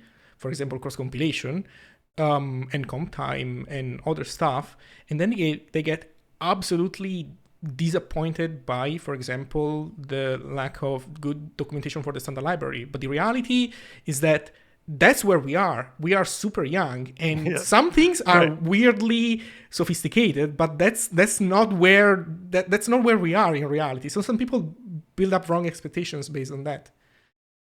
Yep. And I think as a organization or as a project, you're just going to mature different speeds in different areas, and that's life. Hmm. It's run by humans, and humans have flaws, so the project's going to have flaws as well. So that's just going to be a forever truth. I see. I think that was a great point. Yeah, I can totally see that now. Um, well, um, okay, let's talk about another problematic thing about Rust. Okay. No, I'm joking, but so this is interesting because we haven't experienced that in the Zig organization yet, in the Software Foundation, and it's gonna come. And at least now we know. Maybe we can avoid this one. Maybe not. We'll see. But that was yeah, that's good to know.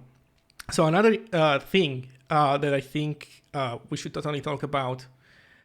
Um, you tell me if you want maybe to give a bit of context on this. Otherwise, I can give some, but you might know this much better than me. Um, there's generally a perception that Rust has some part of the community that is way way too much into Rust in an unhealthy way, Yeah. and people talk about this Rust evangelism strike force, and to be fair, I've heard similar complaints also about Zig. Not as much, but Zig is super tiny compared to Rust, obviously. And to be also fair, the latest comment that I heard about this was somebody complaining about Andrew talking about Zig. So I mean, like, just let the guy talk about Zig. God damn it! Like, but anyway. um, so I don't know. Like, can you maybe tell to the audience about what happened with Arctics and your opinion on that? Oh yeah. Let's do that first question first, and then we'll talk about Actix Sounds after perfect. that. Yeah. So the Rust Evangelism Strike Force is a meme that some folks created, and as with any meme like that, there needs to be just enough truth that it kind of hooks Yeah. and kind of sticks around. Um, And the early adopters for Rust were very passionate. Like, here's a language that, for the first time, there really hadn't been a language that really pushed safety that hard, but also gave you that performance. I mean, I don't need to sell Rust. I think Rust is pretty established at this point. But back then it wasn't, right? So people felt like they had to kind of give the message, tell Yeah. everyone about um the good news. And that there was a good intention there, but the early adopters were very passionate. And I think, thanks to the early adopters, Rust built momentum early on and managed to establish itself inside of Mozilla. So they actually had people working on it full time. And that really did help Rust become a real thing. So I think that that's really important. By the same time, there was this this kind of negative effort. And I think they just people did it for lulz at the beginning, but then it became a slightly more nefarious where people would pretend to be Rust evangelists or pretend to be Rust enthusiasts and go and evangelize Rust into different corners of the world in a way that was abrasive. Um, they weren't sometimes, and quite often, they weren't even part of the Rust community. Like, these are people we'd never heard of, and they just show up, and for giggles, they would just, spam in someone's issue tracker, "Hey, you need to rewrite this in Rust." And that itself became a meme, this whole rewrite it in Rust thing, which is why, um, it's not people in the community would not go and tell people to go rewrite it in Rust. Like, most of the community knew better, but I think that either people that were fringe or people that were doing it in a more nefarious way were actually causing this friction.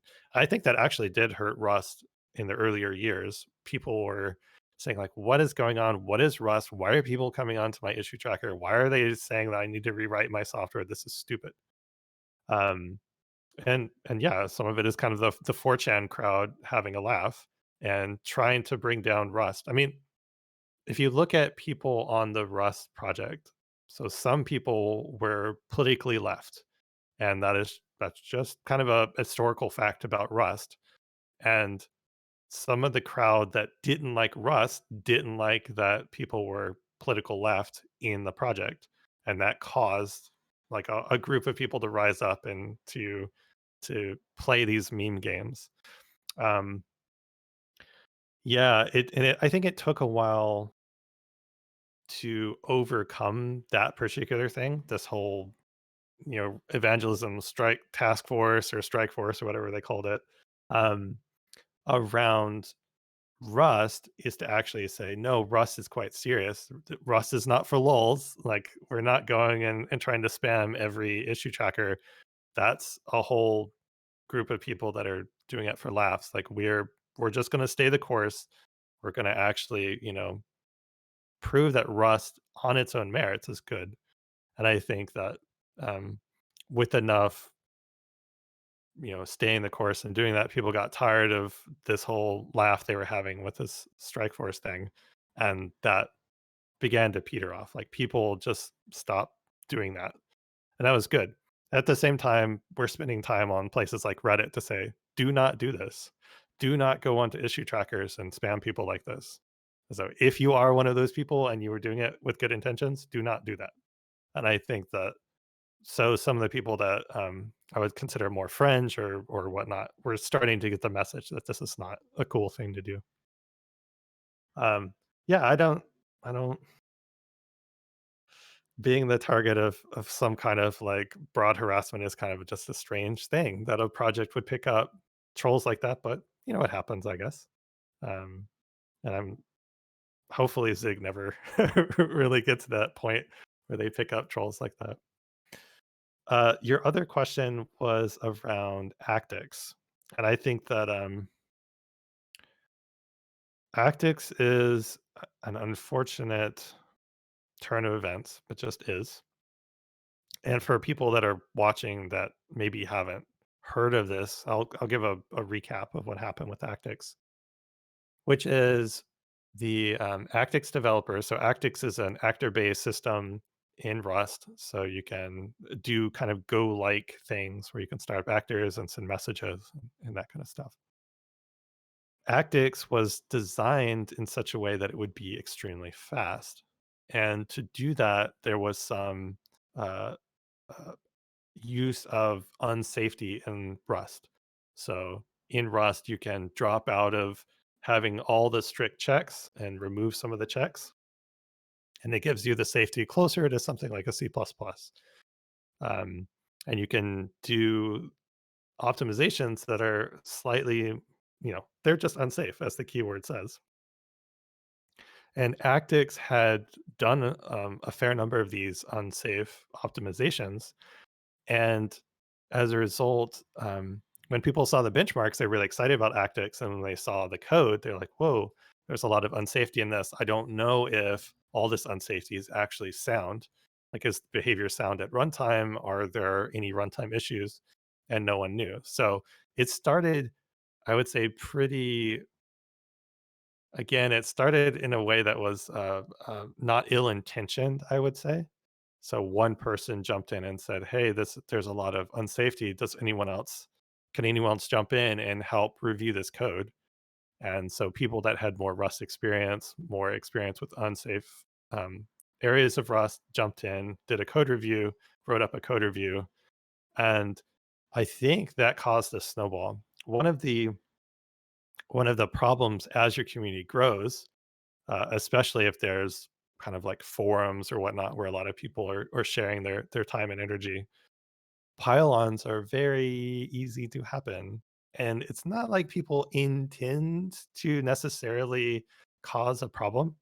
But if one person criticizes and another person comments on that and another person comments on, then all of a sudden you have like 100 comments of this is bad. And it's like, yeah, you don't have just click like, just don't cause more of this pylon at the same time.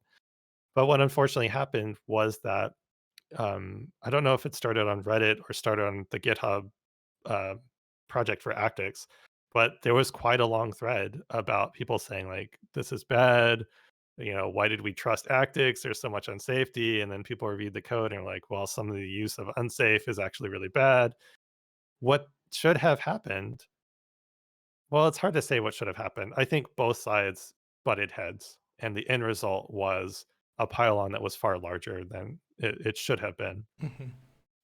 And the end result is the creator of Actix. I don't know if it was Actix I think it was like proper Six Web. Actix Web. Yeah, that sounds right. That he just left. He just like, okay, I'm done. I'm done. Yeah. Someone else can take over this project. I'm done.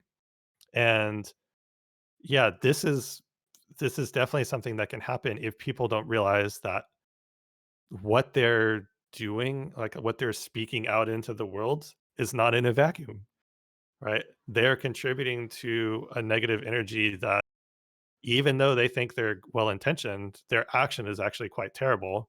And when you stack 150 of those on top of themselves, it's so heavy that, if you are the author of this package, you're looking at this going like, why do I have any incentive to continue working on this thing? What motivation? It's gone at this point. Like, you've completely snuffed it out. Whereas, you know, bringing the author along and saying like, "Hey, do you take PRs? Can we fix this if so long as we maintain the performance that Actix has?" And then, little by little chipping away at whatever you feel like needs to be updated. You know, that takes more coordination. That might have got us a better end result. But if you don't know what you're doing as a community member, you can make things quite bad. Whether it's the Rust Evangelism Strike Force or whether it's this Actix example that you brought up of being well intentioned, but also completely toxic at the Mhm. same time. And that's totally possible if you don't realize like what is the end result that you want to cause. Okay. Uh, so I find it interesting that you are mentioning these two events as completely unrelated, and in my mind there was a relationship between them, and that's why I kind of bundled them in a question. And so maybe I'll share a little bit more of my point of view, and maybe you can tell me where you think that as usual, right? I'm the outsider, and I have this wrong perception of how things actually work, and also I have questions afterwards about maybe things that the Rust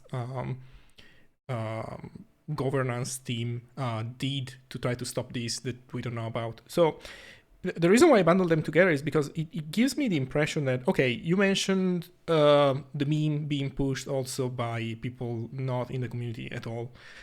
I have to say that we have never been targeted by any kind of memeing by 4chan, G, or whatever. And by the way, your comment kind of makes me want to be proactive there. I'll go there, meme, try to make it cool. I don't know how.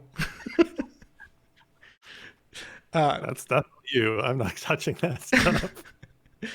Yeah, I mean, 4chan was never good. Like, anybody that knows 4chan knows that 4chan was never good. But anyway, the idea is, to me, what it seems like is that there are some people, and by the way, we have in a very, very minor version the same thing, a little bit also, not in the Z community, but as you said, in the fringes of it, people not involved at all with the core stuff, who kind of learn super simplified versions of what we have and assume too much and completely miss the nuance because they never wrote one freaking line of Z code. They don't know anything. They just read, I don't know, a line from the Z front page or from my blog post that said something in passing. And for them, that's the absolute truth. And I feel like Rust has the strength and problem that the borrow checker is an amazing idea. I remember it captured my imagination a lot when I first heard about it way in the past. And I feel like there's a lot of people that never write one line of Rust, never get involved with anything. They just learn this. And or maybe they're young and dabble a little bit in Rust, but they're super young. They don't know how to program. Right. And so they come up with this absolute understanding of what the borrow checker does. And armed with this simplified understanding of something, start hammering at everything, everywhere. So that's why, to me, this was more in a continuum, because I can see this as the rewrite it in Rust meme from non-malicious parties, and also the remove all unsafe because you want to be you want to reach perfection, even though that's not perfection. No, I think you're right. I think that and use the term absolute, and I think that is reminds me of absolutism, like this idea that there's somehow some platonic truth about how things should be designed in the world, and if I just knew what it was, like, then I would have the magic key. Oh, it's the borrow checker. It's how Rust works with this borrow checker. That's the magic key. And one, there is no such thing. Sorry. There is no such truth that is of some platonic truth about how things should be engineered in the world. But you're right in that if you don't have the experience or you haven't come to the realization that there is no such truth, that it's easy to latch on to something like, oh, Rust will save us all. Let's rewrite it. Unsafe is funny in the sense that if you come to Rust, you're already on the rails in terms of like adopting this mentality that safety is good, because clearly that's like one of the virtues of Rust. So it feels like a virtuous act to say, hey, you're using a lot of unsafety, but virtue says be safe, so be safe. And it doesn't have the nuance of like, okay, yeah, but does it have to be safe like 100% right now, right this moment? No. Is this something that we can roll out over the next year and help them merge some changes so that in the next big release that it's most of the unsafety is fixed? Possibly.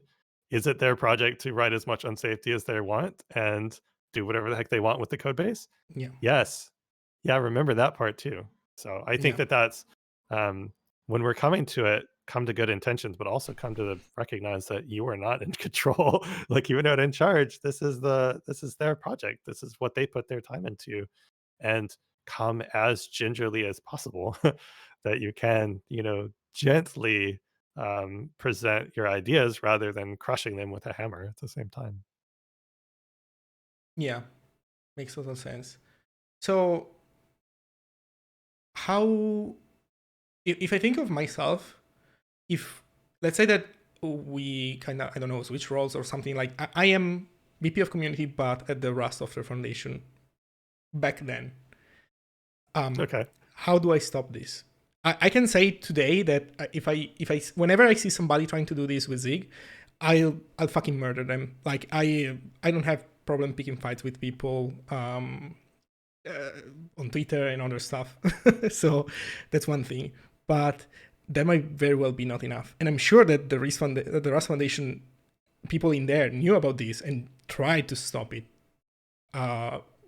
Was it too much? Was Yeah, it impossible to I stop think it? we recognize.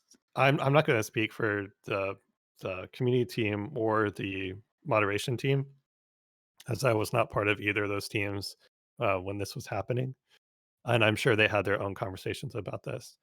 Um, I got a sense that it happened very quickly. Like the pylon happened, and then you woke up the next morning and it was already too far down the road. Like there's enough damage done at that point that it's like, okay, how do we roll back from here? Yeah, these are exponential phenomena. So What's that? these seem to me all exponential phenomena. So they're hard to contain once they reach very quickly a Yeah, certain stage.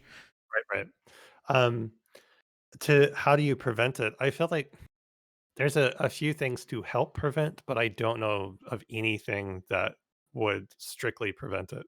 But a project, so one of the kind of things that I keep in the back of my mind is that a project reflects the DNA of the owners, of the people that created it.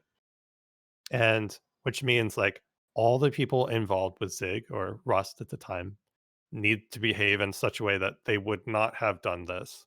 And that helps the next layer around them take on these personality traits of like, well, they, if so and so wouldn't have done it, in the back of your mind, as you make the decision, you're like, I feel a little uncomfortable about this because it's now you're deviating from what the set of personality or set of behaviors that the core folks do.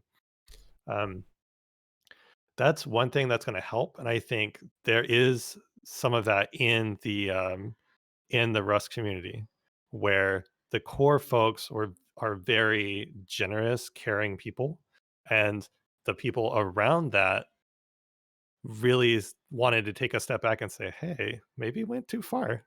Right? So some of that is like that introspection. Now, they may notice that again 48 hours later than they should have, but maybe it happened so quickly that there was no way for them to catch it. Um, and I think another thing is to, if I can use the term like inoculate, um, a community needs to learn how to resist in terms of like I feel like I want to perform this behavior and then I'm told like you're saying you would kind of, take the stick to them and say, "Hey, don't do that." And I think having a sharp sense of the existing people that are the seniors, the elders in the community is saying like, "Don't do that." Like when it happens, not in a cruel way, but in a way that says, this is the line we hold, and you don't don't go beyond that because it's just not healthy. That's just not what we do here. And if people don't like to be told that and they move on, there is some self-selection that happens, and that's that just happens. But if you're doing it in a way that is not like necessarily causing more harm, but you're just saying, no, this is the line that we hold, Mhm. then hopefully the community picks up these traits. Um, and I'll also mention briefly if people don't hold the line or people don't, they have personality traits that make things not as good in a community, then the community will reflect those as well. So it's really important that it's the positive traits are the ones that you're kind of continually working on yourselves as people so that what comes out is positively affecting the community and you're holding yourself to the same line you're going to ask everyone else to hold themselves to. Yeah, makes total sense. I think that this particular problem of seeing. I don't think that. Okay, I've seen already a few comments. Let's rewrite this in Zig, but I don't think that rewriting it in Zig is gonna be a disastrous meme because I have plans about this, and Okay. I can spoil them for you. We already have started working on this, and the general idea. And by the way, this is my perspective, and I haven't consulted Andrew before coming here on stream. So again, just my perspective. But Okay. World announcement right here. Here we yeah, go. but it's kind of very simple. Rewriting in Rust, I agree, it's a meme, and meme are powerful. And my plan is to piggyback on that meme and push forward the idea of not rewrite it in Zig, but maintain it with Zig. With the idea is where the idea is you don't rewrite every single C library under the sun in Zig for just for the sake of it. We have awesome interoperability. You just take whatever C things is already out there, and if you added a build.zig file to it so that you don't have to go crazy with make files and everything else. Maybe write a light wrapper if you want better idiom around the API. That's it. And you don't rewrite, you maintain. And maybe if you want to eventually move to a Zig implementation, compilation unit by compilation unit, file by file, you can do it. It's up to you. But the idea is we don't rewrite, we maintain.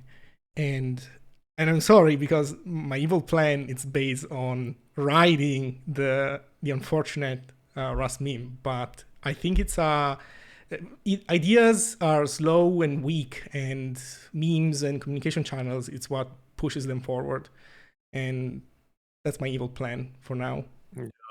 Am I bad? It kind of reminds me like the original idea for what a meme was. And this The it's selfie not gene yeah, it's not like was it Dawson? What is his name? The scientist guy that wrote from Selfish Gene. the selfie gene. Oh man, I'm I'm completely so bad blanking with names. People in chat will know for sure. that one in me. Worst But case, I have it in the library behind me. Richard Dawkins. Yeah. Yeah. Thank you, Gimli. Yeah, Richard Dawkins. So my understanding of the original idea is this notion that an idea can be contagious in a sense. Like it can hop from Self-replicating, yes. person. And then you can ride along with that something, change in behavior, some idea. And as it kind of, goes from person to person, it kind of carries along this change in behavior. There's a whole bunch we can talk about, like sociological aspects of that and how that works. But I think you're right in that having a a contagious idea is going to help you like reach out to a broad audience with some, you know, some pithy phrase or whatever, where they now think Zig, they think this other thing as well. Um, yeah, I think that's probably true.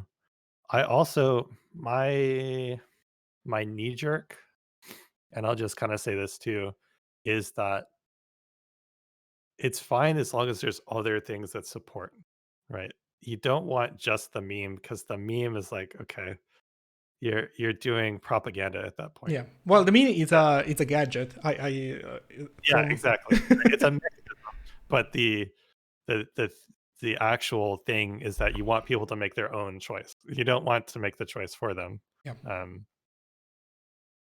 There's a book that I'll sometimes point people to that was written about propaganda in the 20s that is a complete brain melting book, and it completely scared me away from like recognize propaganda but also like be very careful because we as humans are very susceptible to it. And I think it's better that the people that come because they are convinced that this is good. They don't come because you've drawn them by like a propaganda approach. Um, and again, that goes to building a good community of people that are free thinking. They come in, they decide that this is what they want to do on their own merit, on the merits of the Yeah. technology. I personally hope that by being explicit and somewhat transparent about this stuff, I can hopefully pick the third choice between the public lie and the and the hidden truth. Um, to a degree.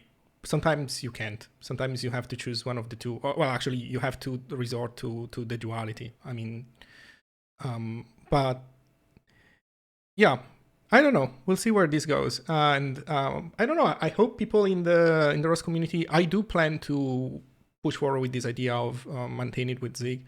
And I hope that people in the Rust community don't see this as an attack, but more like it's the meme is out there. At least we're making good use of it. And Right. and while I don't plan to be falsely in favor of Rust things that I don't like, I do think that we all have a ton of things to learn from Rust. Rust has really raised the bar for what a good programming language is, what a good governance model is.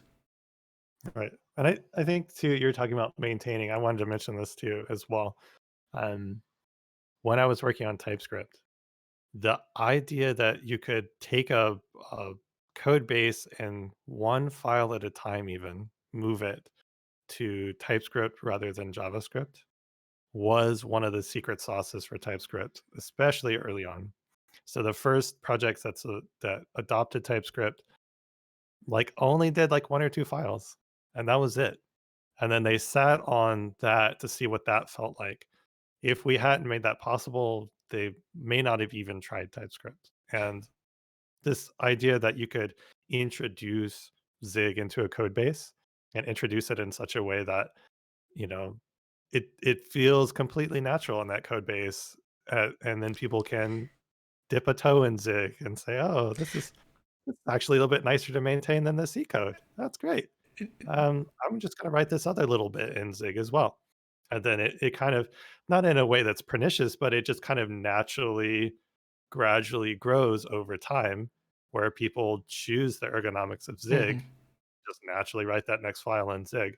I think that's a good hack. Would you call what TypeScript was doing would be something along the lines of embrace, maybe not extend, but let's say improve? Which no, but yeah, there was Because actually, to be fully honest, from my personal perspective, I do think that the idea of maintaining with Zig in a small sense is the same technique, or somewhat in the same ballpark. You embrace, you not extend in this case because the I think the meaning of extend when applied to Microsoft in the past was about breaking away from standards in a right, right, very right, negative way. In this case, it would be more like embrace, improve, yeah, embrace, something. enhance. I like. Yeah, I don't remember the third part. We'll see when we get there. Yeah, maybe we'll come up with a third one. But yeah, I think that there's something to it where it's Zig is intended to be like a friendly counterpart, Yeah, and that friendly counterpart is just happy to have along, and it works with everything, and it's really nice. And then you use it a little bit more, and you're like, I'm starting to do projects on the weekend with this thing.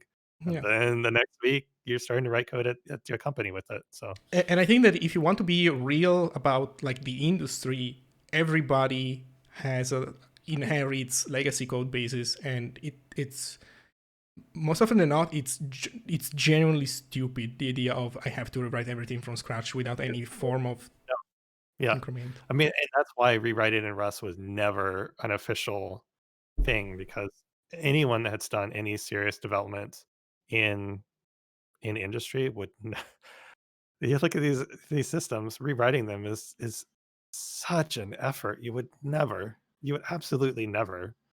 So yeah, rewrite parts of it if you can. Awesome.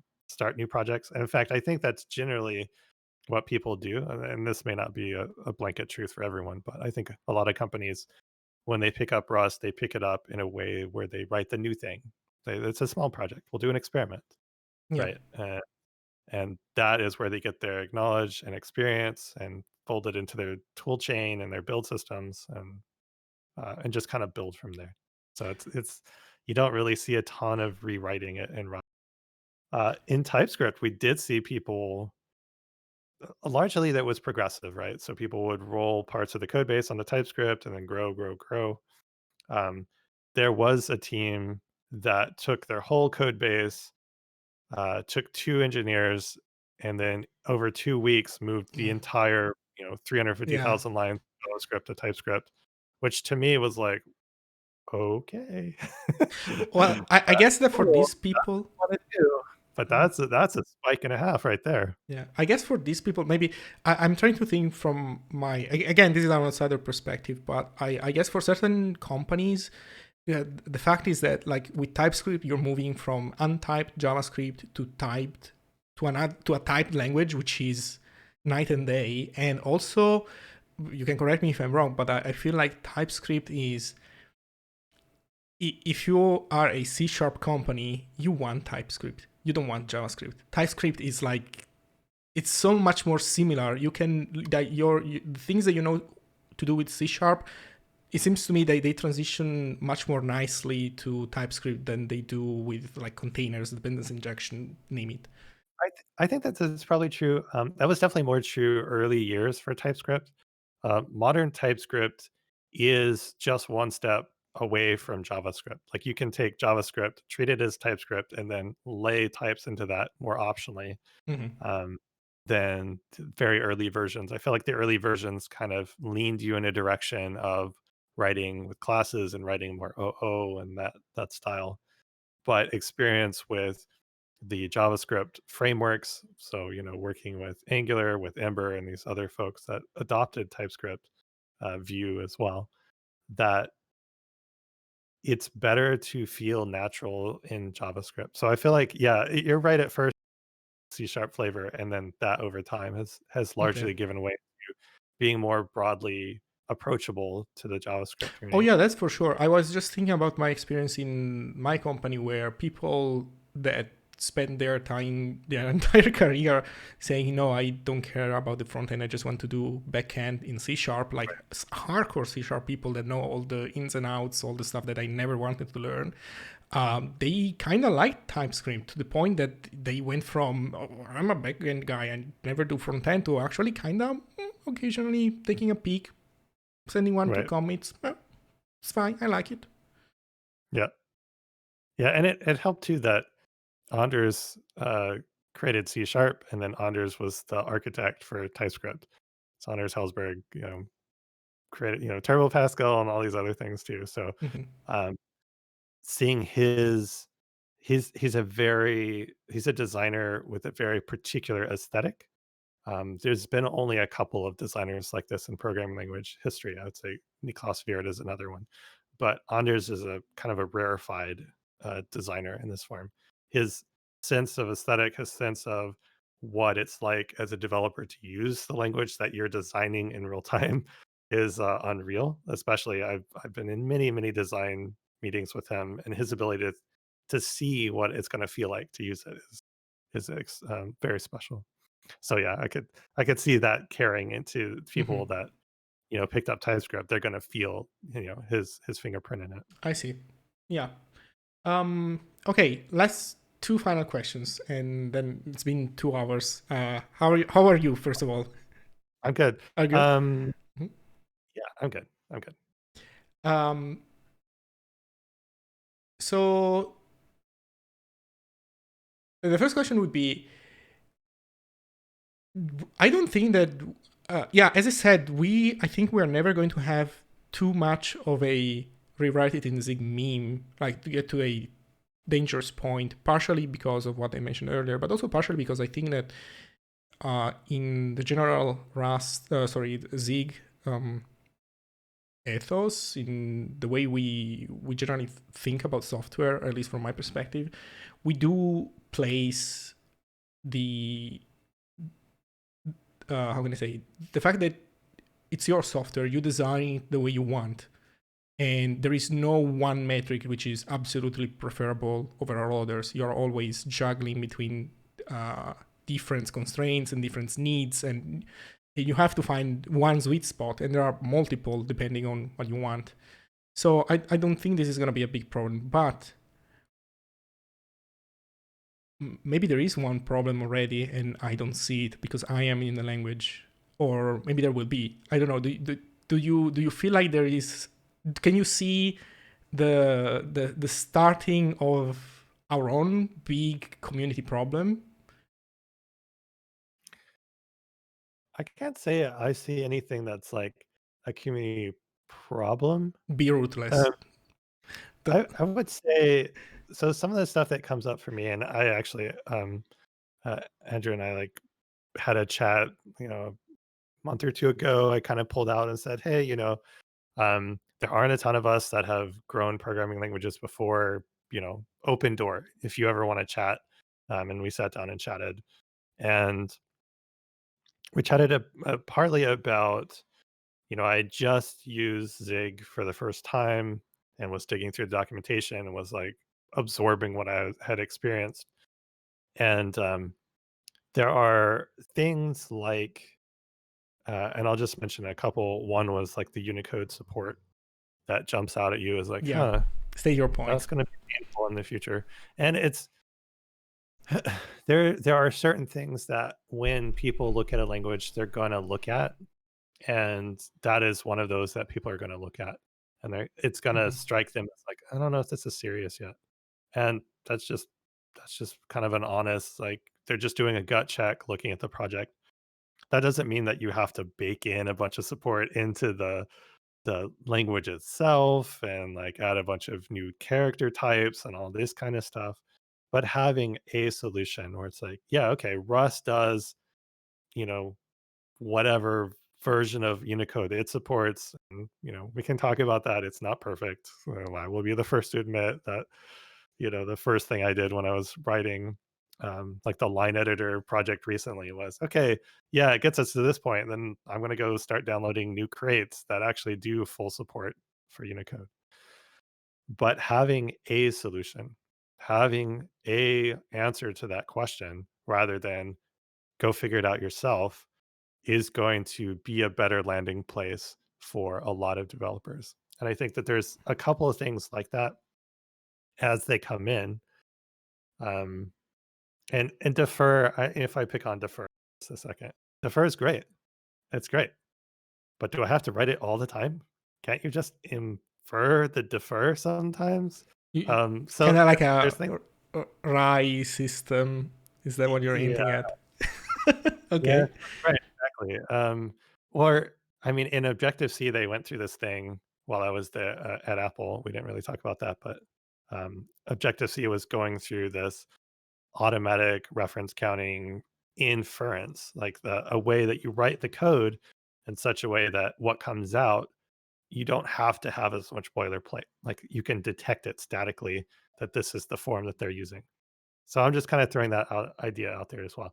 I don't think that's as big a deal as the Unicode one. The Unicode one, just when you first come to it, it just feels like, hmm, if I were to write an international system with this that had full, localization, this is going to hurt. And um, that's if you want to start thinking about what does Zig 1.0 look like, what is a Zig that potentially companies would adopt, finding things like that is going to pop up in your surveys, especially if you're doing surveys of companies. They're going to notice stuff like that as well. Hmm. And I'm not saying I have a solution, but I think they're probably knowing the cleverness of the community behind Zig and the people designing it. There is a solution sitting there that is the Zig solution for Unicode that feels natural and feels lightweight and will compile quickly. That is different than the Rust solution. Um, but I think that there does at least need to be one. And I guess one of the other things too, if you look at communities that haven't done this, and do I want to pick on anyone in particular? All Yeah. this is public. So when the deprogramming language was 1.0, they had two standard libraries, and to my mind, that hurt them quite a bit. So until they actually standardize what their standard library was, rather than saying, "Hey, just pick and choose which one you want," um, then it's hard to build momentum. Like the analogy I think of is if you're building a building, it's far easier to build from the 15th floor than from the first, right? You're already up to the 15th floor. But if, as a developer, I have to choose which standard library or which of the 12 partially supported Unicode packages, Hmm. I'm doing a ton of extra work that is not solving my problem.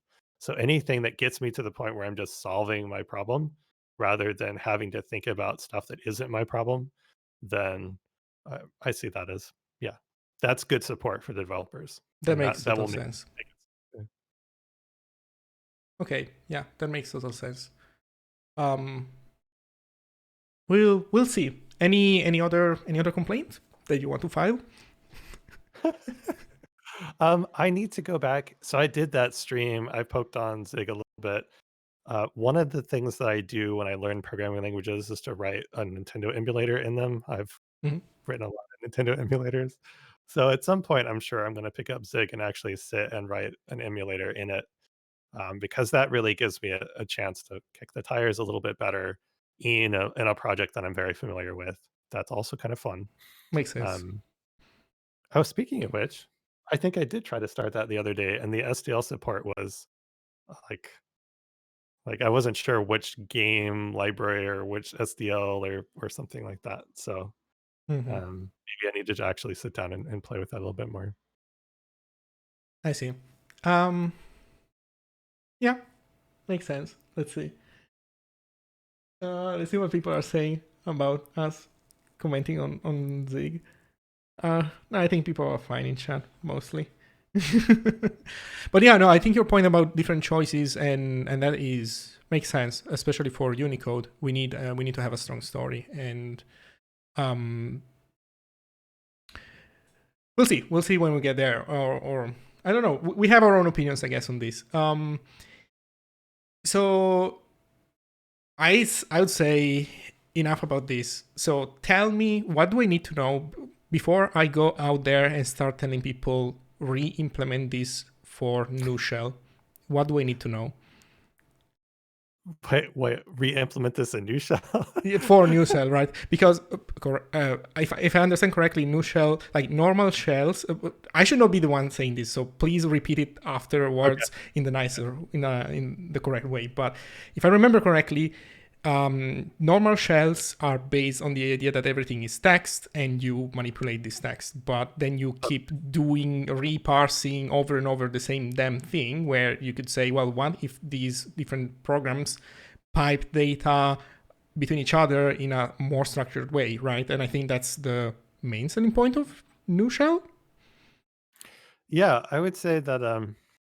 So I'd say that there's the current state of new shell, and then there's like the aspirational state of new shell. Mm-hmm.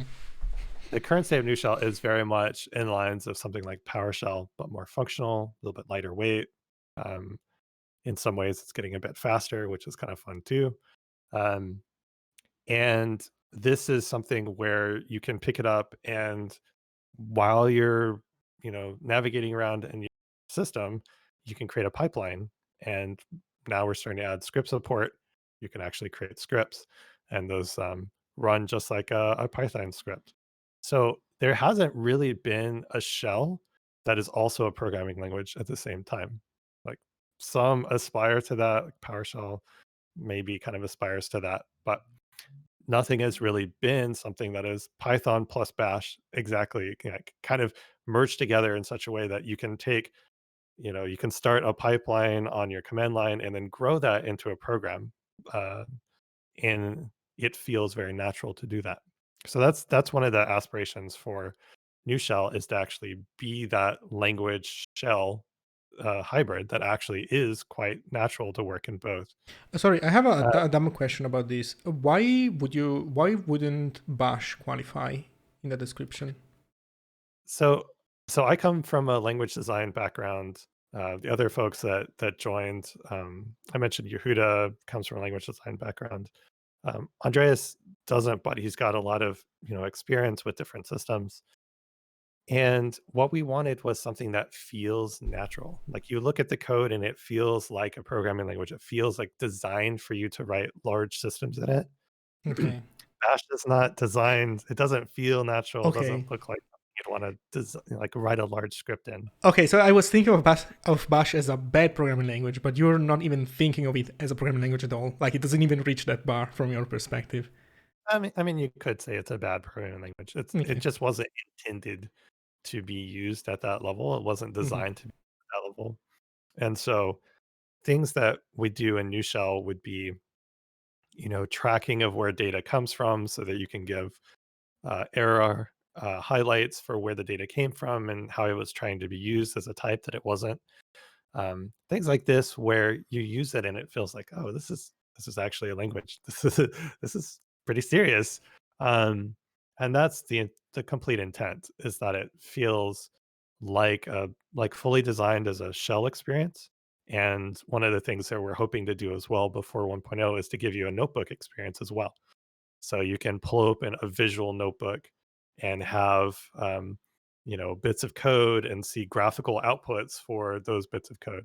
How are you So doing this, this? Like because normally, so you're breaking away from terminal emulators. yeah, I mean, in a sense, 95% of New Shell is just keeping data in its structured form. Rather, like you were saying, the traditional Unix pipes turn things into text and then you deserialize on the other end of the pipe or parse it and then hop, hop, hop through this pipeline and you lose all this structure. Where in New Shell, we parse into this structure and we have structured data, like a way of saying, yeah, this is a field and this is an int and this is a decimal number, etc.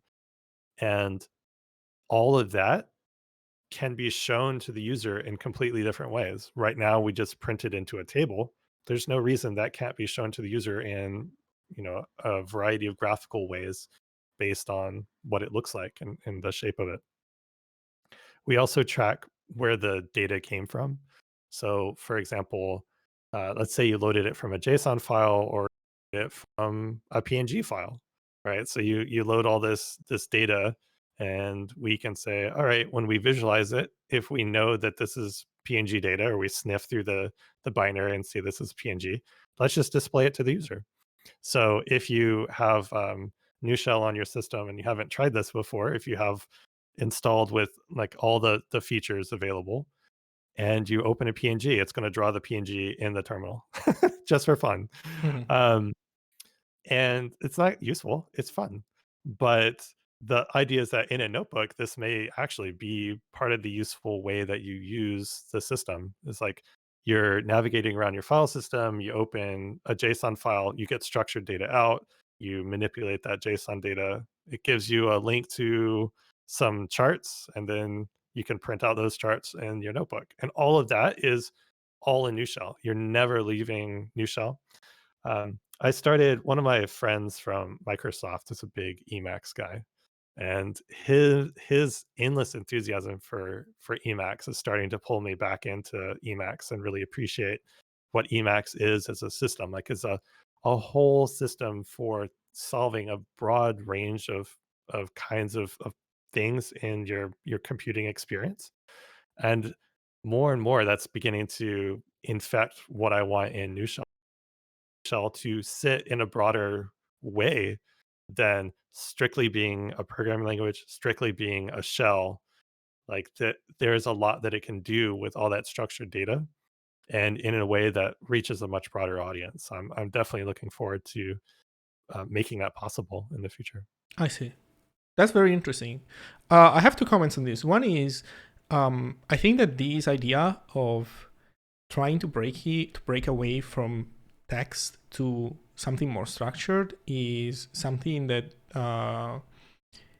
I don't know. It seems to be a bit of a topical idea as of late. Like, for example, in the handmade community, uh, at the latest handmade conf, there was this presentation by Dion Systems. By the way, Abner is in chat and will probably be able to correct me and add links to everything, where they want to do this um, as a programming language plus IDE plus like let's say tooling. So the idea is that you don't write just straight up source anymore, but like your source becomes something more structured, like a bunch of like I don't know the details, and probably not all of them are in place already. But as a simplified version, you can think of it as every single declaration becomes a node in a graph, and whenever you mess around with the code, you're messing around with one node. You're not messing around with everything. So you free yourself from problems where, for example, you forget to close a parenthesis, and now everything looks like garbage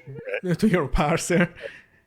So that's a very, I think there is a connection there. It's an interesting idea that other people are Yeah, exploring. I think so too. And there's actually I would love to kind of brainstorm with Abner after this. I'm gonna go look at this Dion Systems thing that he mentions, but this idea of there's more structure. There's a lot of kind of the experience of creating experiences for developers that largely is behind um, Microsoft's doors. There's a ton of people that have made IDEs for many years and experimented with ways to make them interactive. Now you may see the fruits of that as Visual Studio, but that is just one fruit of the labor. There's been tons of experiments that unfortunately just haven't been public. And yeah, that's in the back of my mind too, is that the way that you design compilers, the way that you design what the tool is that gives this IDE experience can be completely different than we would have done in like the 70s and 80s. Like if we just made straight line compilers back then, that is not how we should think about them these days. We have so much information about your program, so much information about like how things relate to each other, what you might have intended to have done, and can give you much better errors, much better feedback, and maybe push it even further than that. I think that sounds awesome. Um, yeah, and yeah, and this is definitely interesting. I mean, I'm curious to see how this proceeds. I think there's a lot of the design space is huge and it's complicated. On one end, if I want to be, I think that like the default pessimist or like peanut gallery position on this is that like it's hard to beat strings. Strings are extremely powerful and they are in a sense like the ultimate worse is better thing in computer science, in my opinion. And it's hard to beat that strength. But yeah, I think that what I particularly like about the Dion system stuff is that, and again, as an outsider, I don't know all the details, but this idea of doing like, let's say, graphical programming, like decomposing not just text, but like doing something more structured, different, has been explored in the past already. I think that the key there is finding the perfect balance between text and its extreme power and taking away a little bit of that power so that you get the properties that you want. Because we have all the clicky things, graphical programming languages. I mean, I'm going to say, I'm going to be unfair with a very short comment, but I think they're not great, generally speaking. I'm sure there are certain cases, certain situations where they can be effective and powerful, but nobody is, as far as I know, is like a professional programmer just doing that. You just type code. And I think that what's very nice about those, okay, you can correct me in a moment. True. Yeah, I think that's maybe a misconception that all code is text, but there's a particular graphical programming language called LabVIEW, and I don't think a lot of people outside of software engineering have really played with it, but it's actually pretty common for different types of engineers outside of the software engineer discipline to use something like LabVIEW to create their experiments. And they get really sophisticated with this, and it's a completely graphical language where you're drawing wires between boxes, and it looks like visual noise if you're not used to looking at it. Mm-hmm. But it's successful. Yeah. I mean, Okay. there's company. Somebody in the comments are talking about Unreal blueprints, but do people really like Unreal blueprints? Like, do people really like? Do engineers say, "Holy shit, I love Unreal blueprints"? I don't know. By the way, I'm a bit skeptical, but I don't know precisely. Like, it seems to me it's one of those things where there are maybe some corners where you have this, but you always fall back into the XML source or something like this. TLC stuff is often done graphical. Okay, I guess it's a between corner case. Okay. People are correcting me. That's fine. Take a look at this though. But like, by the way, yeah, it's just kind of outside of our experiences yeah. generally. Take a look at this. How cool it is. This is the Dion stuff. It's text, but it's not text. I think this is magic. Oh, cool. So this is like structured editing. Yeah. Of yeah. I think this is like really the key. You're not abandoning text completely, because I really think the text at the end of the day it's too powerful. You cannot go completely away from it. It's like you're trading your keyboard and mouse for a joypad. Yeah, exactly. In a way, I think that's the right way to think of it. You're not far off. You know, there are structured editors for things like Emacs, and because of the regularity of S expressions and Lisp, you can navigate and edit that way in a language that feels like it leans towards natural structure, because S expressions are just trees, right? Just serialized trees. So yeah, that definitely happens.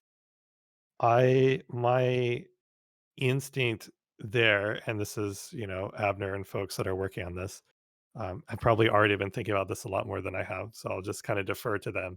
But the muscle memory for being able to just reach out to my keyboard and hit a key and then text appears, that can't go away.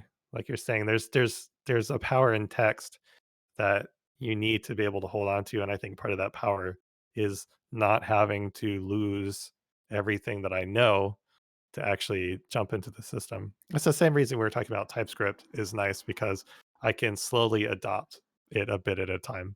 So if I can keep a lot of muscle memory and adapt to the system, that'll get me a lot further. Anyhow, just a thought.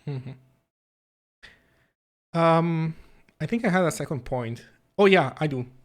So that's interesting. So you mentioned all the graphical stuff that new shell can do. How does that relate to? I mentioned earlier terminal emulators. So if I run new shell, can I run new shell in my own terminal emulator?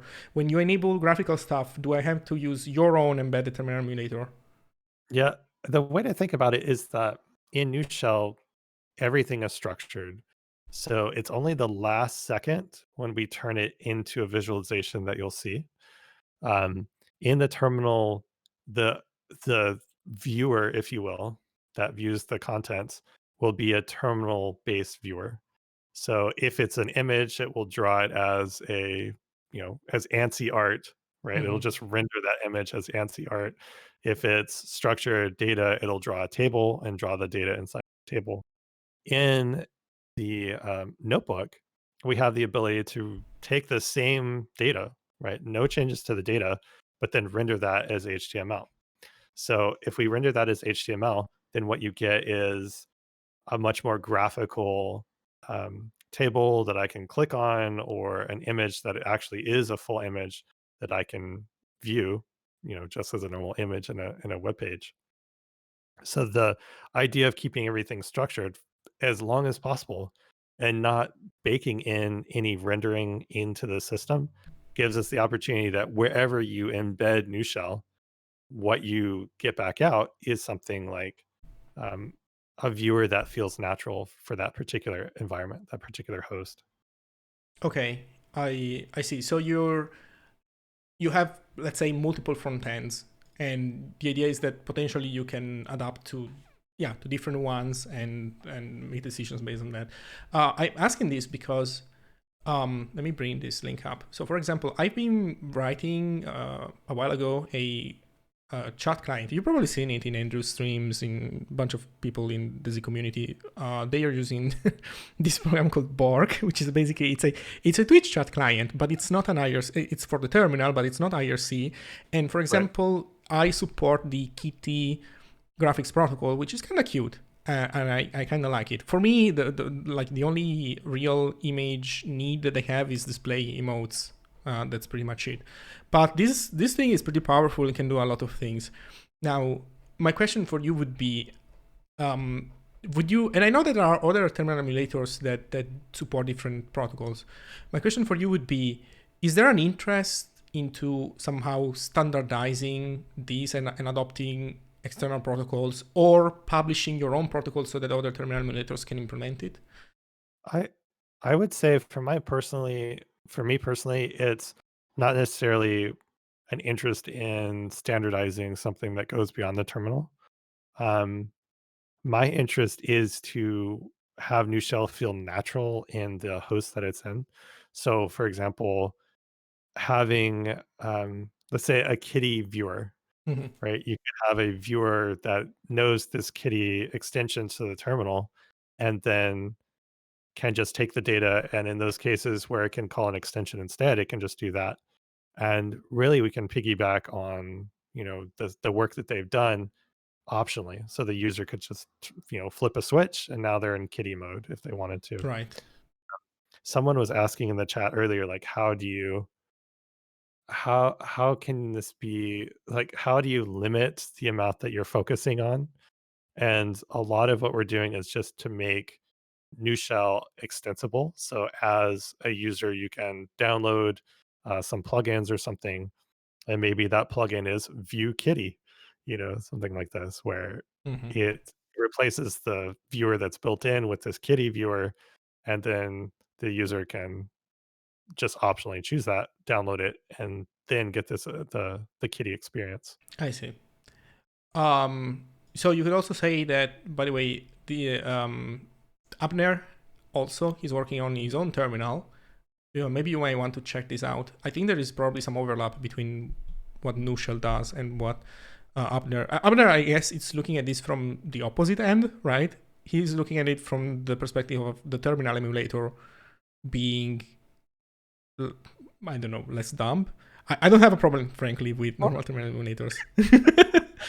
Old, right? ANSY's Yeah. I was doing BBSs and like 25 plus years ago, and ANSI was there, and VT100 is old too. I mean, it's natural for us to want to replace these things because what is there is gross. Yeah. That is the artifact of time and history. Yeah. Like, we have different systems than we had back then. We don't have to, Mhm. in ANSI, to know like the screen size or the cursor position, you write some string of random characters, and you have to wait, and then you read back the answer. Well, good grief. That is not, maybe the ideal. Maybe there's a better way to do it than that, but Yeah. it's old too, so that's just the way they did it.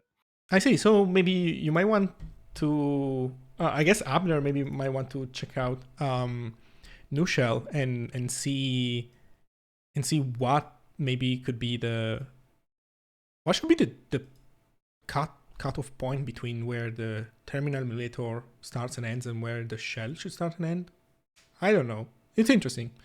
Yeah, just pointing this out. I think this is another interesting point of discussion. Just like there is an overlap between what the Ion system is doing with structured text and what Nushell is attempting, I think there is some overlap here too. Sorry, I just saw the comment. Enjoying new shell on my teletype. Yes. Yes. That's TTY. You're emulating a good old teletype. Yeah. Well, that was an amazing interview. Is there anything else that you want to go over? Um no, I'm curious of what questions people have if we want Right. to. I'm sorry Yeah. for dragging this long. I hope it wasn't too hard on you. No, it's good. Okay. It's not often you can actually dive in and really get deep, and I think we actually had time to actually go into topics that we don't normally have time to. Yeah. Okay, people, write your questions in chat. Please be fast. Think of important questions because I grilled Jonathan for like 2 hours and a half. But yeah, it's your time to shine. In the meantime, while we wait, Jonathan, standard question. How did you find out about Zig? Oh, that's a good question. Being a kind of a programming language nerd, I tend to keep my ear out for different languages, and it's more of a sampling. Like, it's how often do I hear about this thing? I'm not even sure where I first heard about it, but when enough people that I follow start to talk about it, or it comes up enough on my feeds, it's like, okay, I'll check this out. Um, I watch a ton of YouTube, like an embarrassing amount of YouTube and streams and stuff. So I've probably watched, um, I don't know. I don't know how many hours of content I watched before I was like, okay, yeah, let's try it out. So I think having that content, having the YouTube, um, I guess it's not YouTube. Andrew does not YouTube. He does oh, what is that? Is that Well, other now thing it's called? Vimeo. Yeah. Vimeo. Yeah, yeah, yeah. But having that content out there available so that, oh, okay, I can just follow some on Twitter and then there's a bunch of content. That's really where I think it attracted me. It feels like there's traction because people are talking about it, but also there's plenty of content that people like me can sit down and absorb, and say like it. It's not just the technology. We've been talking about how that the people involved are also people that you would resonate with, that feel like they're going to create something over time that really feels like a good thing to create. And so, like, I've watched tons of content, um, and it's not always going to be the case where I'm like, okay, this is good. But I feel like I got a good vibe, um, from the streams and the video recordings. I'm like, okay, this is good. I feel like if this continues to grow the way that it's growing, that'll be a good thing. So, Mhm. Awesome. Um, I don't know. You have chat. You can pick the question that you want to answer. all right, Questions. what do we have? What's next for JT's YouTube channel? I'm just going to keep going. What was that, Andreas? Yeah, I'm just gonna keep going. I have no idea. I thought I would plan ahead and say, "Oh, I'm gonna be a Rust training thing. I'm gonna be a this. I'm gonna be a that." Um, but no part of the channel has ever been premeditated enough to to actually uh, to do anything other than whatever is interesting. I'll just create content about that and move on to the next thing. Mhm. Well, I think you promised some Zig content earlier, so Uh-huh. Is that what I did? I think there's a fair chance that I will pick up, um I'll pick up Zig again and do like a stream or do more videos about it, mhm. especially if I do that I think you can that take image. your time. I've seen a few influencer people on Twitter sniff around Zig, but they're not biting yet.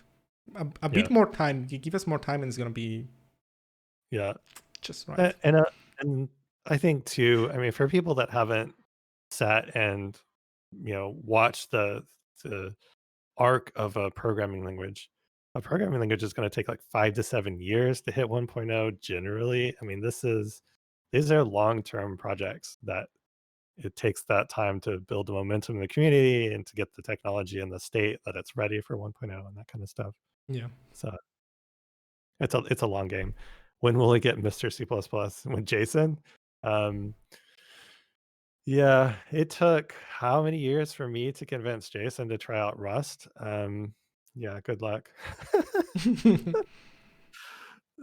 Yeah, my cousin does C++ training. He's really, really good at C++, and I had to talk to him about Rust over 5 years or something before he actually picked it up for the first time. All right, what other questions we have? Uh, did I watch The Road to 1.0? Did I watch that video? I must have, but I'm blanking on what the content was in that video. It's the one where Andrew says that he just started by removing macros from C, and then that's why he landed up in comp. I think that if you watched it, you would know, because maybe I'm wrong, but we kind of say that that's the video that when you watch it, you get radicalized. Okay. Let me bring it up. I mean, Yeah. in a way, Zig does have, it's not macros, but when you have static runtime or static build time, um, ways of transforming code or ways of working with the code, that's not so different than macros. Be careful with your choice of words. You I you know. remember, right? You remember the wall of no macros. I'm speaking in like a 20,000 foot view, right? It's Yeah. when you squint far enough away, it's Oh, Uh, here we go. yeah, this is the talk basically. Oh yeah, I definitely saw this. I remember Okay. the Cherry Solutions logo. Okay. Perfect. Then you are Um, radicalized. You don't know it yet. You're a sleeper agent for now. Okay. that's right. Well, I mean, with these things, right? It's a little seed planted in the mind, and then it sprouts 2 years later, and you think it Hmm. was your idea the whole time. Um, all right, let's see. Open source communities overlap, thought as competitors. Do you think there are opportunities to interact to counteract that perception? I think we're trying. I mean, in some ways, me doing a Zig stream and you folks like jumping in and helping like help me learn and vice versa, like joining your talk show and talking about the Rust experience by showing that, people that are experienced in either side have no problems interacting with each other. I think that's probably a good starting point. What do I think about Rust support in the Linux kernel? I think that's awesome. I did not expect that to happen. I feel like and maybe people behind the scenes. I know that some folks at Intel and folks at Google and other places had been probably working behind the scenes to make this kind of make this possible. But from the outside, I didn't really see that coming. So when it was announced that they were going to add support and Rust was going to be the second language supported in the kernel, I think only at the drivers at first, but then kind of see how it works out over time. Um, I think it's awesome. I think if you look at Rust growth in the last, I would say 18 months, but you definitely feel it in the last 6 to 12 months that it's really starting to pick up quickly now. And an indicator like Rust in the kernel is like, who would have said that was possible 2 years ago? Like we would have never, I would have never said that. Okay, we'll see that in a reasonable time frame. But so many people are doing so much good work to make it possible to adopt Rust in so many places that now it's just starting to take off. I mean, I think video games, Abner probably knows this better than I do, but the video game industry, there are pockets in there that are starting to adopt Rust, and which is another place where I thought, no, there's going to be C++ till they die. There's no way. Um, and those pockets are, growing over time. It's not like widespread or anything. We're not going to make a big wave until there's like that game engine that really everyone wants to use, and then that will open the door. But seeing people move into places. And of course, all the corporations announcing they're building their Rust teams in the corporation is another indicator of saying like, wow, this is really taking off. So I kind of see it more as an indicator to kind of come back to the question. It's a good indicator of Rust success. Um, Glad to hear that Jason was positive. In fact, I love Jason Death, of course. What do you make of Rust error handling? Do you think it's generally possible to strike a good balance between informative and efficient errors? If you mean Rust, how Rust handles errors in code itself? Yeah, I think it's related to a discussion that we are having lately about having right now errors in Zig as just error codes. And some people think that errors should also carry a payload. I personally will die on the hill where I think errors should just be error codes, but that's my personal opinion. And some other people think differently. So are these errors generated by the compiler or errors that No, occur in user code that bubble out to the user code being able to have errors carry a payload, like there's a parsing error and then you are in the error case in your match thing. Think about right, like from error's perspective, and then your error case can also carry a payload. We don't have that in Zig today, at least not embedded into the language. You can do that in userland. right. Um, to be honest, I haven't really spent a ton of time there. What we did for new shell was we made kind of the one error type to rule them all. And it was just an enumeration of all the cases, all the styles of failure that could happen inside of new shell. And that became shell error. And now every command speaks shell error. Every part of the system can output a shell error. And to my mind, it's not like that's baked into the language, but that is just once you go down that path and you absorb that one design choice, everything else kind of simplifies. Because in Rust, when you're using the question marks and you kind of immediately bubble out the error, if you have a single error type, it all unifies and just all bubbles up at that point. So it feels a bit more ergonomic. I know that some people, Jane Lesby and other people, are working on an ergonomic new uh, error handling thing for consumption inside of Rust, but I haven't really looked at it closely enough to have an opinion yet. I want to hear more about new. Apart from structured data, could you share other ideas you have about how to improve the shell UI? Shell is a REPL, that's true. Prompt kits, and yeah, there's a set of experiments where people were experimenting with more visual ways of doing the shell. I would love to experiment with that. I suspect that that's going to end up being post 1.0. There's a lot of work to even get new shell to 1.0 that is around like getting good auto completion. Like right now, people trying to move from fish to new shell is going to feel a bit of friction because new shell's auto completion is not as good as fish's. And, you know, the ergonomics matter. And if we don't hit at least fish's level, if not higher by 1.0, we've lost our opportunity. So there's stuff like that that I really need to focus down on. Now, if we have the opportunity to create our own terminal in the future, like a 2.0 or a 3.0, where we make our own terminal, and it can be something that merges text and graphics together, I think that'd be a lot of fun. Um, what do you think the future language that eventually replaces Rust will be focused on? Ooh, juicy question. So we all know that Rust will not be the language that rules the world forever and ever and ever, right? That is just history, right? We've seen a language comes up, and then over time it's maybe it's king for a day, and then the next king comes along or the next queen comes along. And when I see Rust, I mean, we know that Rust is not always Rust may be influential. Rust may actually grow to be, a top 5 programming language and may sit there for quite a while. But at some time in the future, that may tail off.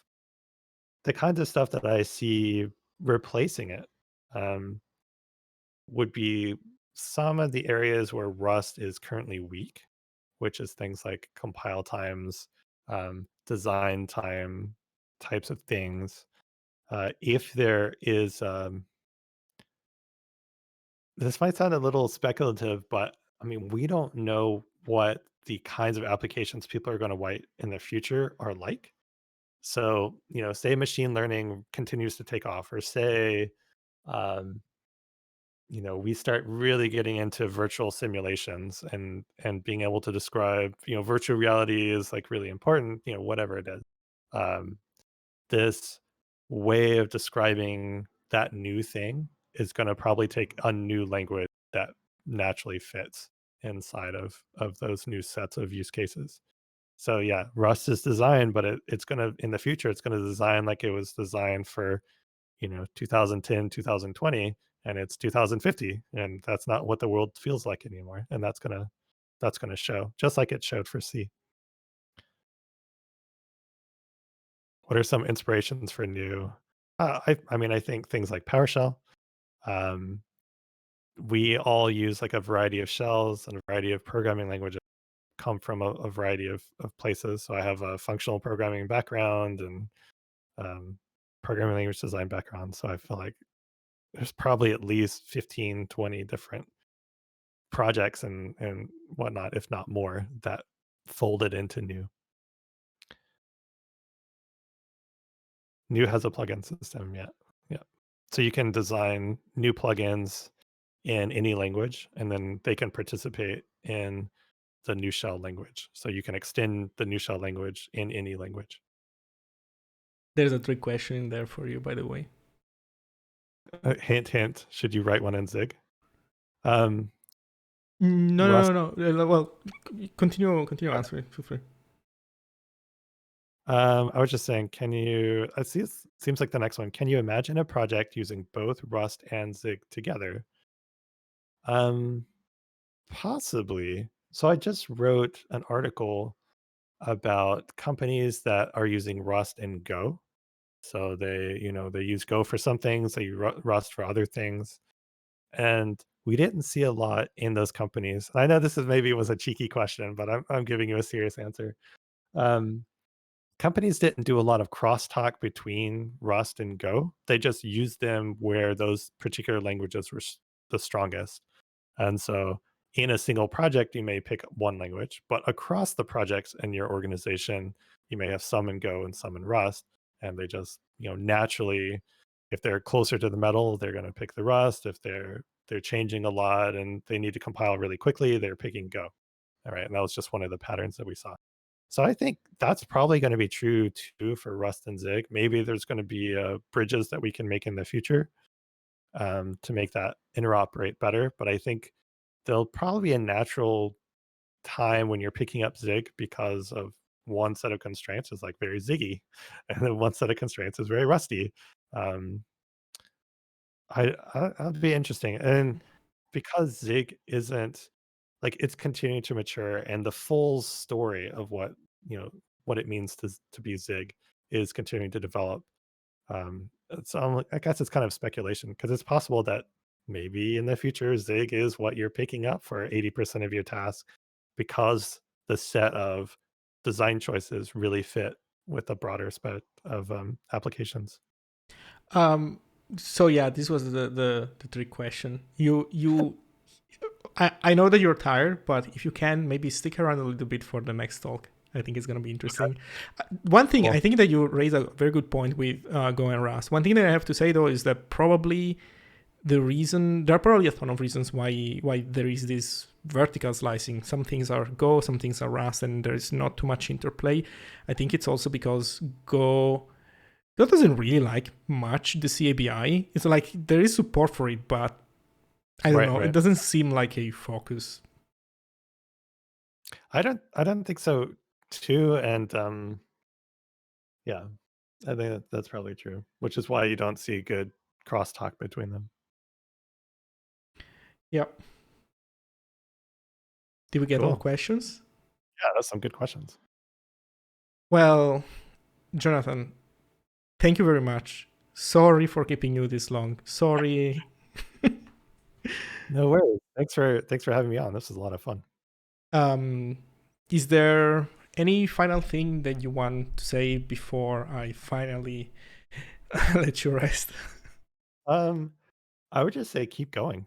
I feel like Zig is, it has a spark. It has a direction. It has a way that it views the world that I think is and it's drawing people to it. And I think, that's really to me that's a good healthy indicator and just like keep doing you. Keep growing and keep doing you.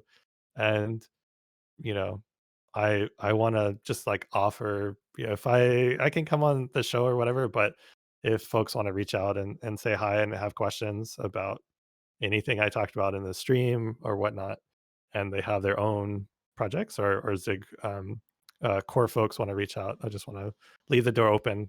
Feel free to come and ask questions and brainstorm with me. Yeah, sure. I think you've been already invited in both Discord servers. That's the both main Discord servers. There's also an embedded one, I should say. Maybe I shouldn't call the Showtime a main one. There's an embedded one also, and these are not all the Z communities out there, but I guess it's a good start. Well, that's great. So, for people, if people want to watch more of your content, what should they do? I see someone linked to there's a Twitch channel that I'll stream, and I'm still kind of figuring out like all the format or whatever. So just come if you like programming languages or operating systems. There's a Twitch channel that I talk about various things on, and sometimes I'll do coding with me kinds of stuff. And there's also a YouTube channel called Systems with JT, and from there you can watch the YouTube content. Um, and of course, follow me on Twitter, JNTRNR at JNTRNR, and you'll see all the announcements on Twitter as well. Yeah, Matt, please add also the Twitter link since you shared the Twitch link. Thank you very much in chat. Awesome. Jonathan, it's been a great pleasure. I don't know, maybe next time we talk more about how Nushell has completely killed all other shells out there. Oh, that would be fun. That'd be fun. Awesome. So with this, I think we can go finally on a break. See you all in about 10 minutes for the second part of Showtime. Thank you very much. Great. Bye, everyone.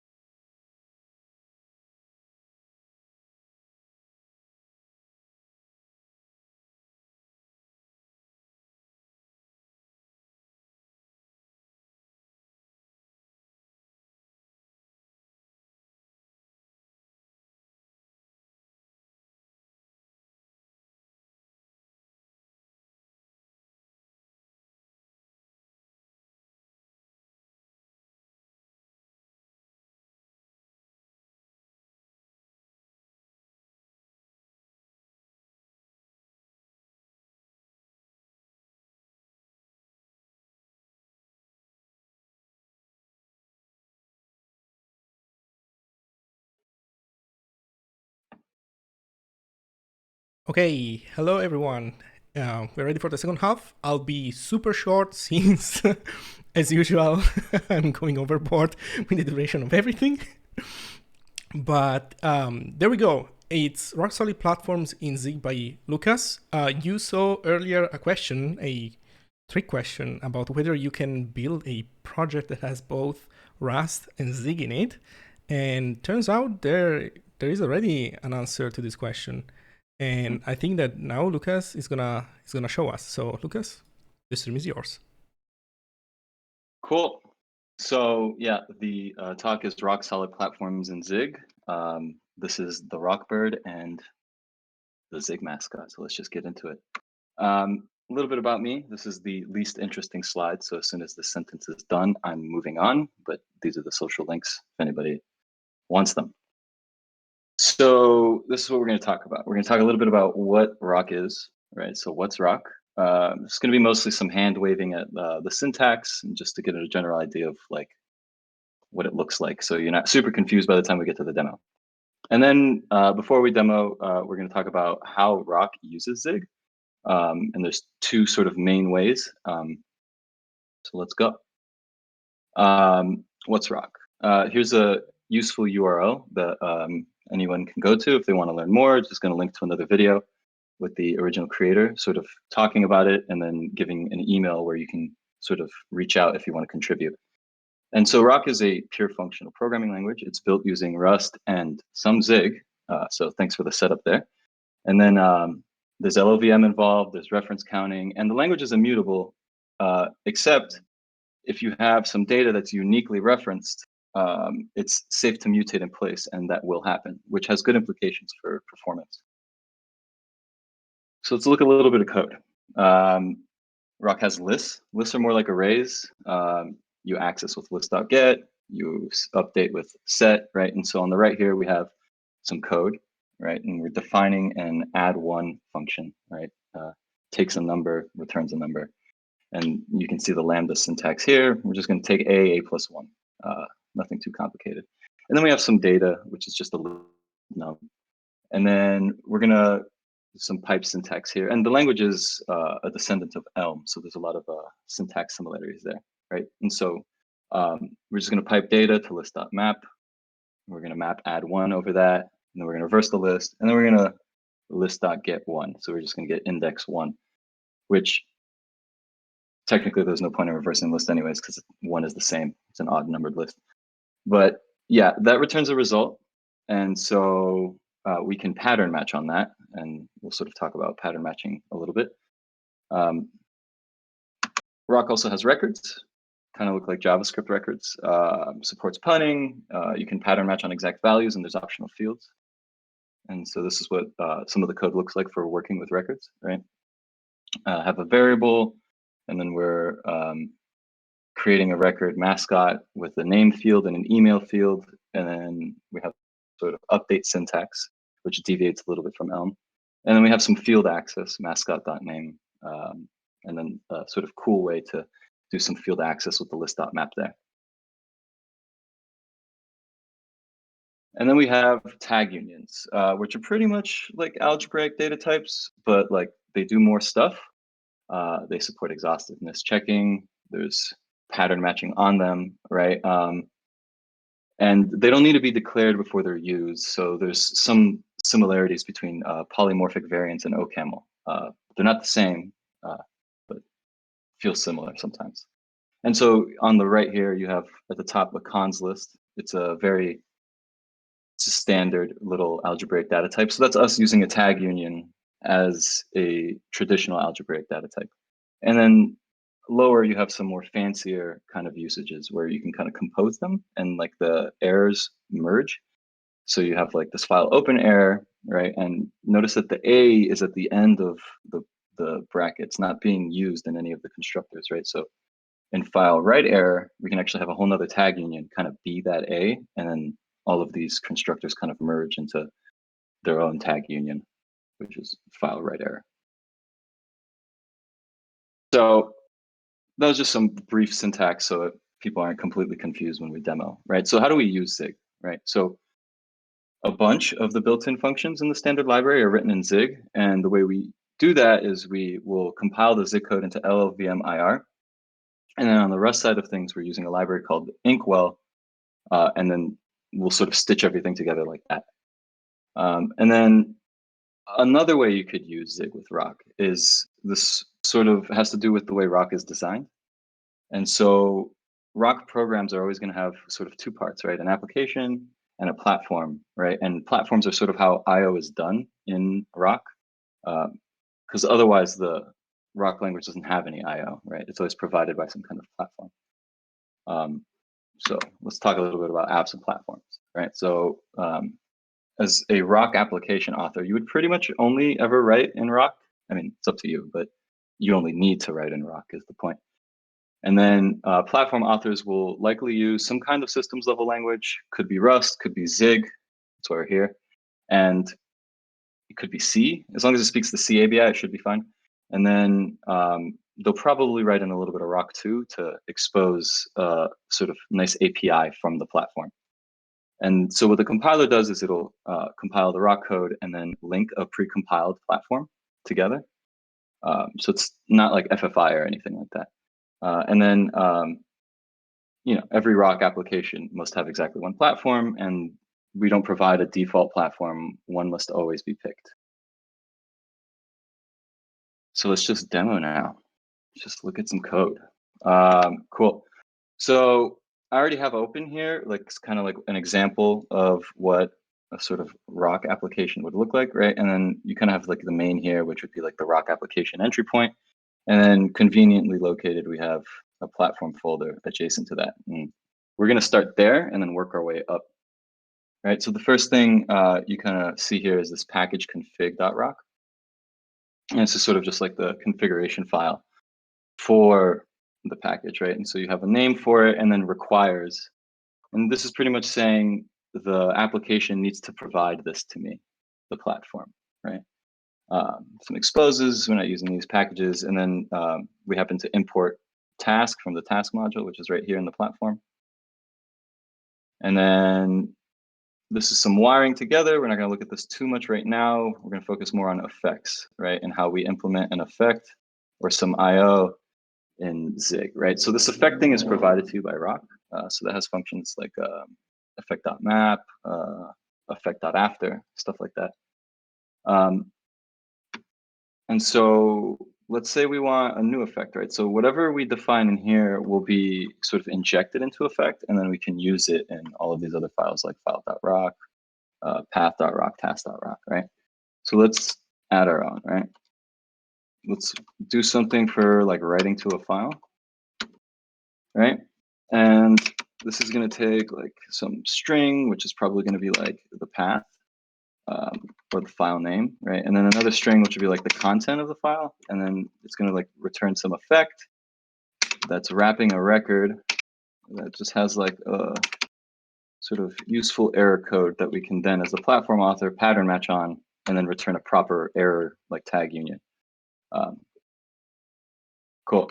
So that's that, right? And now we actually need to implement this, right? Also notice that nothing's curried. So we use commas here to separate the arguments and function definitions, which is a little bit unusual for like ML style languages, but I think it's cool. And then let's just go right into it. So on the Zig side of things, we have this host.zig file. There's a couple other things that happen here, and there's some wiring involved with the main for host, but we're not going to look at that right now. Let's just start defining the function that we just said exists inside of the package config. Right, and so right, all UTF-8, I think is what I called it. And then that takes, what was it? 2 things, right? Yeah, 2 things, and it's going to return this like record thing. Okay.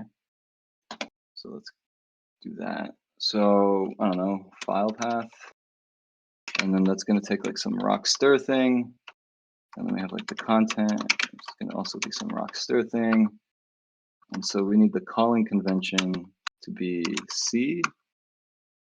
And then we kind of want something like this, right? So we want some like a right result. So we'll just pretend like that exists for now. Right result, and then, okay, cool. And so let's define that. Oof, can't type.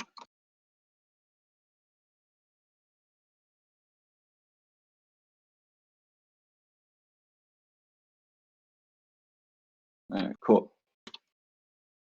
All right. So it's kind of like some boilerplate there, wiring it together, right? And you see it takes a stir, returns this record thing, and so does this, right? It takes a stir, and then returns some result, which is just, this is going to be sort of mapped to the record. So let's just use the current working directory just to keep stuff simple. So, ooh, little ZLS action. Nice. Okay. And then from there, we could just write file, right? And then so I'll say file path dot as slice. And we have the content also as slice. Yeah, cool. And then that might fail. So let's do something about that. And then let's just be generic for now and sort of like just catch everything inside of this else. I know I could have just immediately returned, but this is good for now. And we'll say like 1, right? Yeah. And then if it worked, we'll just return a 0. So then we'll say Erno 0. Whoops, I did something bad. What did I, oh, right. Cool.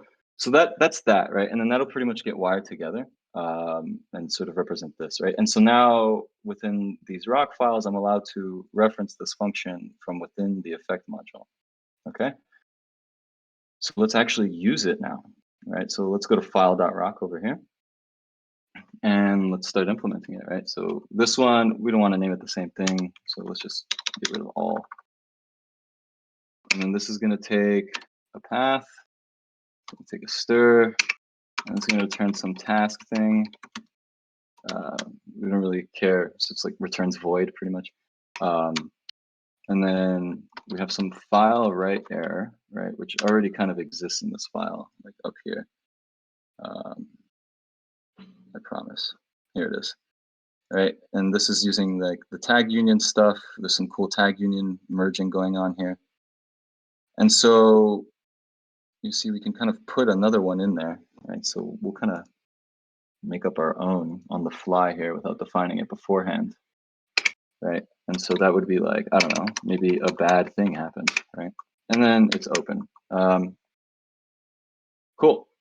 So now let's actually fill out the body of this function, right?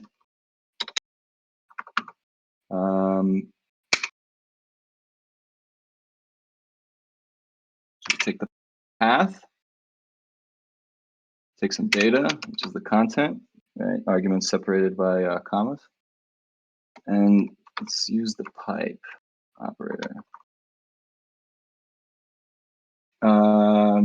So we're going to say path dot to stir. That's just some stuff that's already available for us.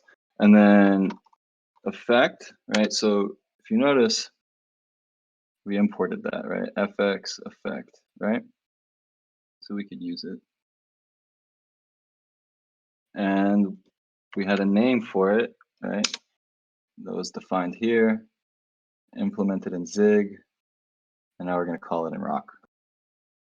And, you know, sort of this pipes is the first argument, so the pipe goes to the first argument, right? So here, and then we get the stir back, so it's the first argument. So the second argument of that is going to be the data, actually write the thing. And then lastly, let's effect.map, so we can actually pull out the wrapped record. And then we can say when res dot erno is, right? It's like a case of. And so what could it be? What was it? We could return, okay, so 1 is bad, 0 is good. So let's say if it's a 0, just say like okay, and then in that case, it's kind of just like return unit pretty much. And then let's just be exhaustive because otherwise it'll complain that we didn't match on every single number that exists, right? So shouldn't do that. And then our little thing that we made up out of nowhere, right? So bad thing, something bad happened. And so now we could use this Zig code and we have like a sort of cute sort of API around the actual Zig function that we defined. So let's do it, right? And so now this is an app, right? This is, so you have your app name. This will be the name of the binary that gets generated. There's already one right there. Let me actually delete that, prove that I'm not lying. And then we have some packages, right? So we say base, and you can name this whatever you want. As base is just kind of the convention that we have. Comes from platform, which is right here, right? And then we're going to import some stuff, right? And we need a few more things in here, right? So we're going to import base.file, right? We were just in there, and then base.path. We didn't look at that one, but we need it. And then let's just rock, right? Let's do this. So when, and then we say path.from stir, and then I don't know, we'll name the file whatever we want. And then if that's all good, this is actually mocked, didn't really do anything. Yeah, and then let me do one more of these, and then here we'll say like something like task.putLine. So there's actually some other effects available, right? And we didn't really look at those too much, but we see that in here there's something called putLine. So in task that's like wrapped and available for us. So we can say task.putLine, and in here we'll say something like invalid path, right?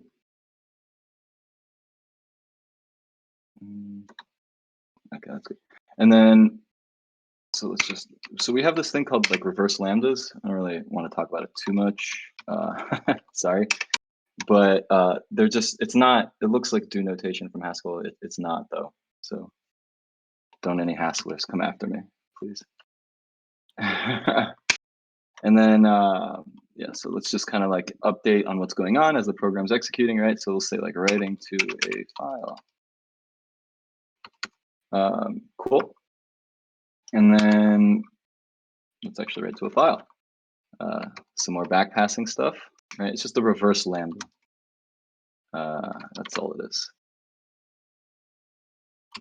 And then it wasn't this one, it was this one, right?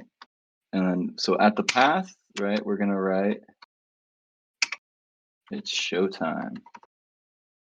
Cool. And so this is it mostly. Now we just need a sort of like handle on this result, right? Some possible things that happened. So for example, we could say, okay, and then that returned like unit pretty much, so we just don't care. And we'll print out success. And then we had that cool little custom error that we defined on the fly. So we'll handle that just to look cool. Bad. And then, I don't know, a bunch of other stuff might come through. So we're just gonna ignore it. And then, I don't know, this is really bad. Cool, I think this is it. I think this should work. Right, so let's run this. Right, so we have the package config, right? We sort of defined an effect that's available, and that needs to come from the host. And so we have host Zig, right? And you see there's a little prefix here, right? That's important. And then we have the file.rock, which is where we actually use it. Oh, whoops, that was dangerous. Would have been embarrassing. You got to export this thing. Wow. Okay, we're good now. Good thing I reviewed. So yeah, cool. I think this is good now. And then this is, you know, the little thin sort of API that we expose, and then this is an actual sort of application level usage of this, right? So let's see if it works, right? And then to prove that thing.txt doesn't exist, cool. And there we go. Look at that. And it's showtime. So that's the demo. That's how you can build a platform for Rock and Zig. And before we sort of close things here, let me give some shout outs. So yeah, creator, super big contributor. He's helping with the editor. So we are actually working on an editor, which is, so it's cool that that came up in the previous interview. And it's going to be baked into the compiler. I'm not going to run it because I didn't clear it by anybody. But yeah, and then obviously a bunch of other people that have helped a lot. There's some names that I didn't put here. I apologize. Hopefully nobody's mad at me. But yeah, that's the talk. That's the show. Thank you very much, Lucas. So let me bring up my camera so people can see me. Let me make you big. Okay, now you're big. Maybe. No questions. I refuse. Why? Really? No, I'm kidding. So first of all, thank you very much. On point presentation, like you were super fast, and you're not like me. I'm sorry, I'm bad. So I have a couple of questions. In the meantime, people in chat, if you have questions, please ask them. I think. Do you think it's safe to say that we can make use of Richard in chat, and maybe we can have some questions also for him? There's also, I believe, not just him, but also let me scroll up. Chad is also in there too, I think. Oh, okay. So there's okay. So we've been raided by rock people. Okay, so they're all rocking in chat. Yeah, let's go. Okay, awesome. So I would say it's safe to say that if they also have a take on something, they should feel free to answer. Just ask them. I have no idea what's going on. No, you have to go through the questions. I'm sorry.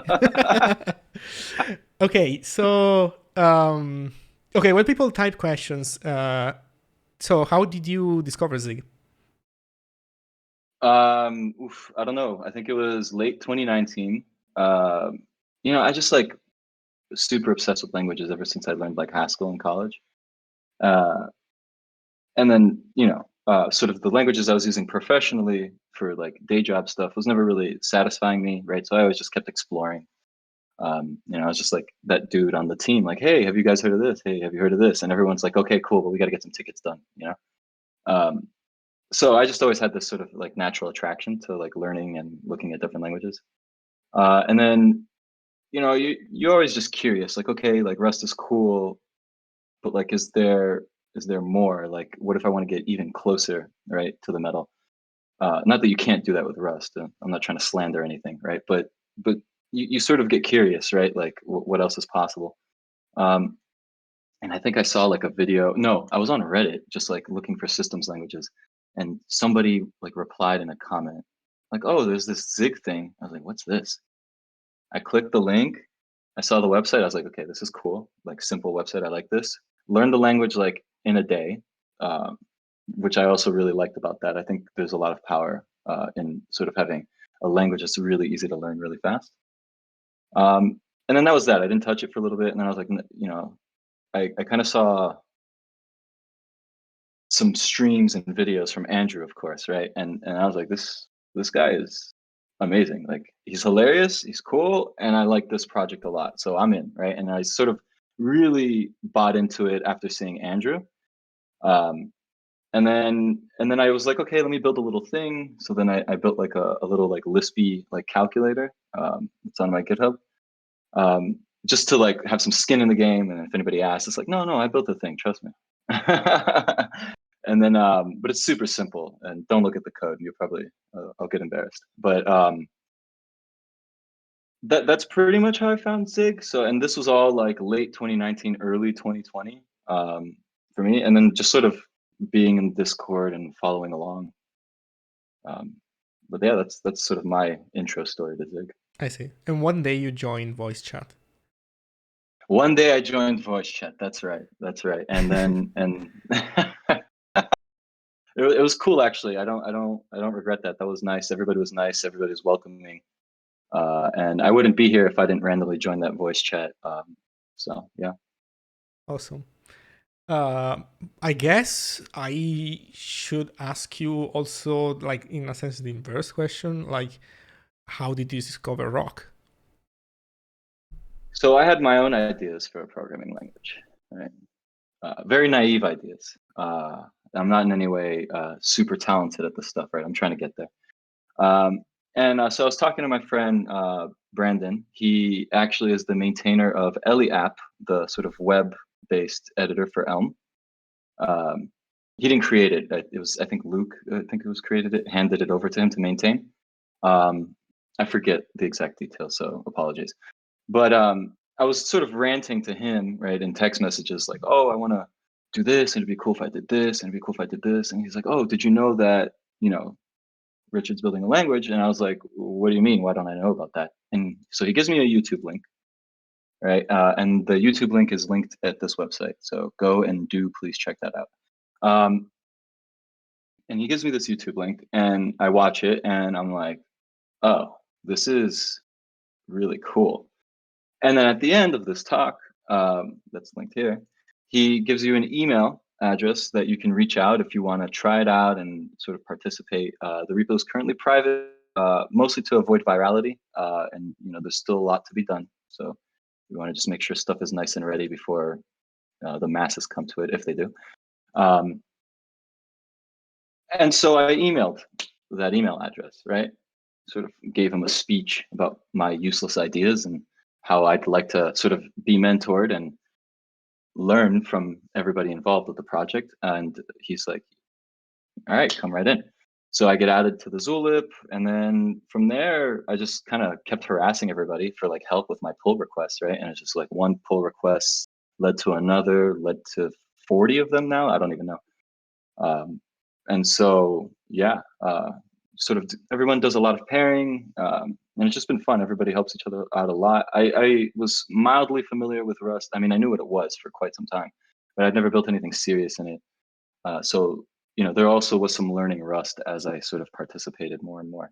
I haven't read the book yet, but maybe eventually, right? So for now, the way I do it is like if I run into something I haven't used before in Rust while I'm working on the compiler, I just go to the book and then look up that section then and there, right?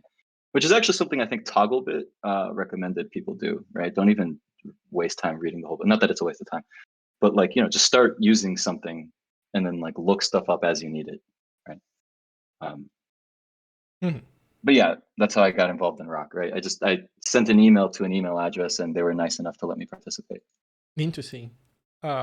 Awesome. So I am a bit confused though. So you said that you want to prevent virality, but then you go on an internationally acclaimed show like Showtime. I mean, there's like a grand total of almost 50 people watching these right now live on Twitch. I mean, this is gonna go viral tomorrow, maybe even earlier than that. Right. Yeah. So I guess we're screwed. That was really bad planning on your part. I know. Blame Richard. He gave me permission. Okay. Sounds cool. Okay, there are a bunch of questions, but I'm gonna hoard the question floor before I go through any of those because I have a couple more that I want to go over. So, I was seeing in chat that Richard was saying that there are no algebraic data types, I believe. Right. That was just an analogy. Yeah, so you don't have a precise algebraic data type for monads, and you also showed that there is no standard carrying syntax. Can you do built-in carrying? Or No. no? Okay, so here's the question then: why do you people hate monads? Maybe you have good reasons. Actually, I don't know much about programming. Don't you hate monads too? Maybe I would if I knew what they are. Well, I'm then joking. that's my answer. Because Okay. I don't think I understand what they are either. I mean, maybe I do, maybe I don't, but I mean, for the most part, I mean, Elm doesn't have them, right? Mhm. And so this language is a descendant of Elm, Okay, I see. and right. Maybe we can give a chance to Richard to answer that in chat. So I would guess the question, if we were to pose it nicely, would be so monads, I guess, are nice but not fundamental. Probably you can pull something off. Like you can surely implement the same logic one way or another. But I'm also guessing that if you don't have built-in carrying, they become kinda so unergonomic that you don't want to do that. So my guess is that the language kind of wants to push you away from that way of doing things. Right, right. And I mean, and the language itself has no IO, right? So it's like, do we even need that, right? Like if the IO is coming from a platform, we just have this sort of like effect thing that wraps everything. And then we have like methods for sort of unwrapping and getting access to what's inside the effect. Mm-hmm. Which, Okay, so yeah. Richard wrote in chat that Rock wants to be a simple language like Helm. Okay, that's Oh, a sentiment that we can get yeah. behind. Cool. Yeah. Awesome. Okay, final question from me then. I'll open the floor to all others. It seems to me that we should have in the Zig, from the Zig side of things, a library that automatically takes error sets and Zig error sets and produces CABI stuff. And probably there should be something on the other side that automatically takes CABI stuff and binds them to nice rock errors. Does that make sense? Have you people had already a thirst for this kind of like nice library to automatically ferry stuff around?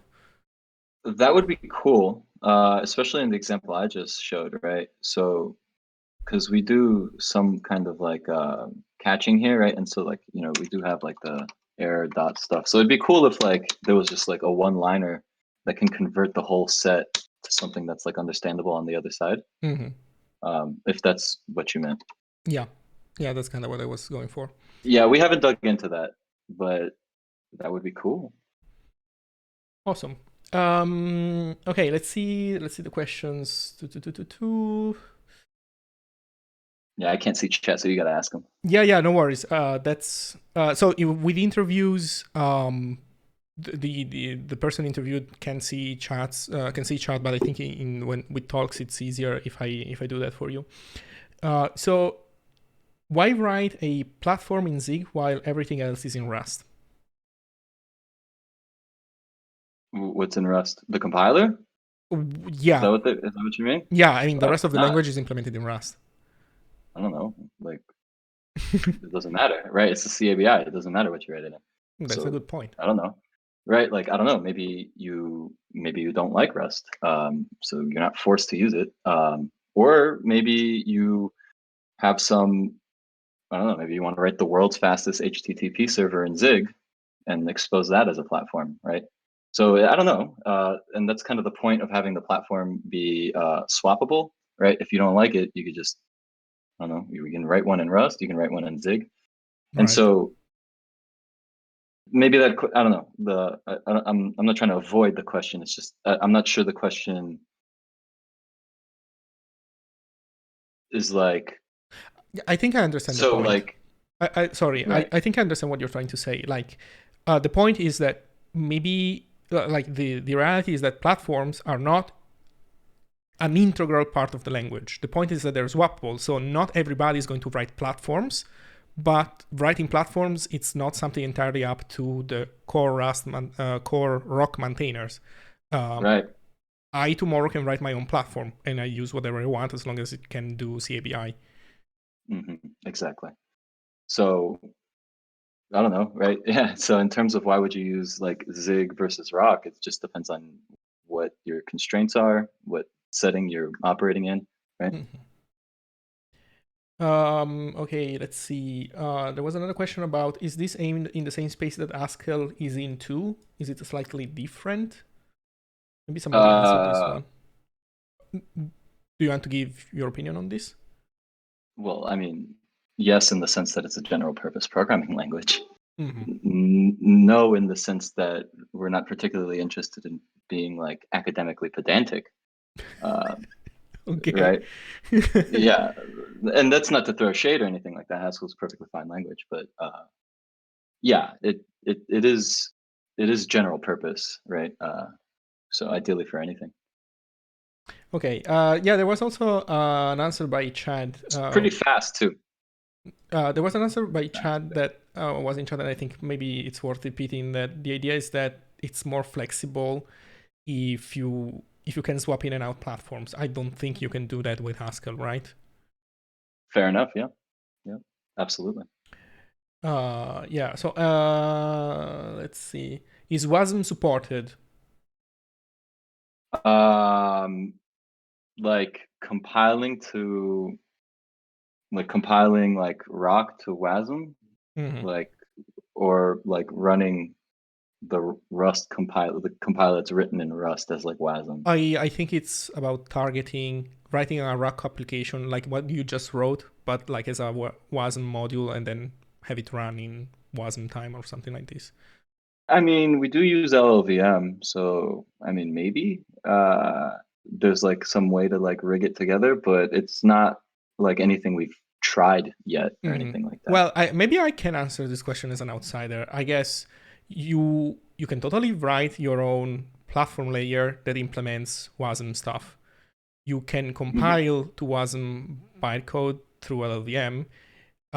Maybe there are some other details, but I guess the next big question would be, can you implement allocators in the platform layer?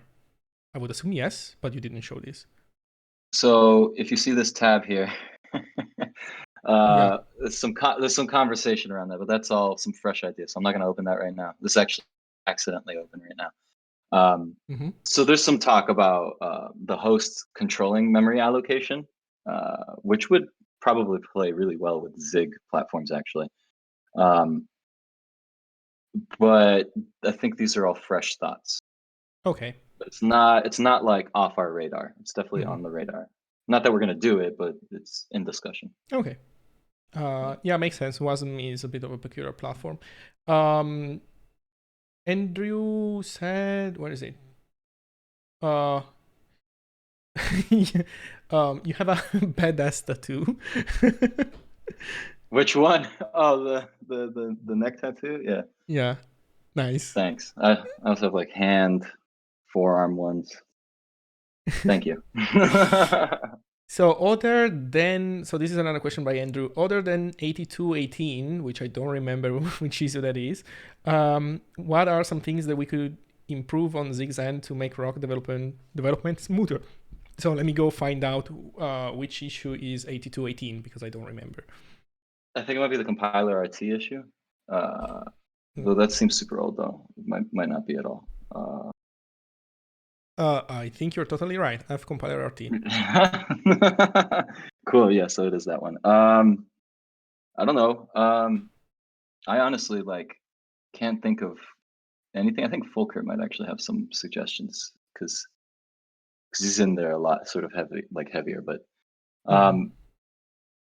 I can't think of anything. I think it's great. So well, I think maybe this is not a Zig theme, but like a Zig library to ferry nicely error codes over the CABI. Right. That would be cool. I think. Yeah, 100%. But yeah, off the top of my head, I can't think of anything that I would like ask there to be in Zig to make our lives easier. Maybe there's something, I just can't think of it. Okay, then there's Richard calling you a very modest and also great contributor. Oh no! Oh wait. Thank you. Okay, no, there's crypto code. There's crypto code suggesting to call. So the language is Rock, and so the package manager should be called roll, so you can rock and roll. Oh, cool! Like maybe you do like a rock roll update, and then all your packages update. Rock roll, and it'll be like a sub command on the compiler. That's actually cool. So thinking of like names for things, and this is sort of me petitioning. I tried to name this bird, and nobody liked it, and I was sad. So the bird has no name. If people want the bird to be named, rage in the chat, please. I'm sorry, Richard. Okay, so let me read a couple of comments that so that they survive the YouTube video.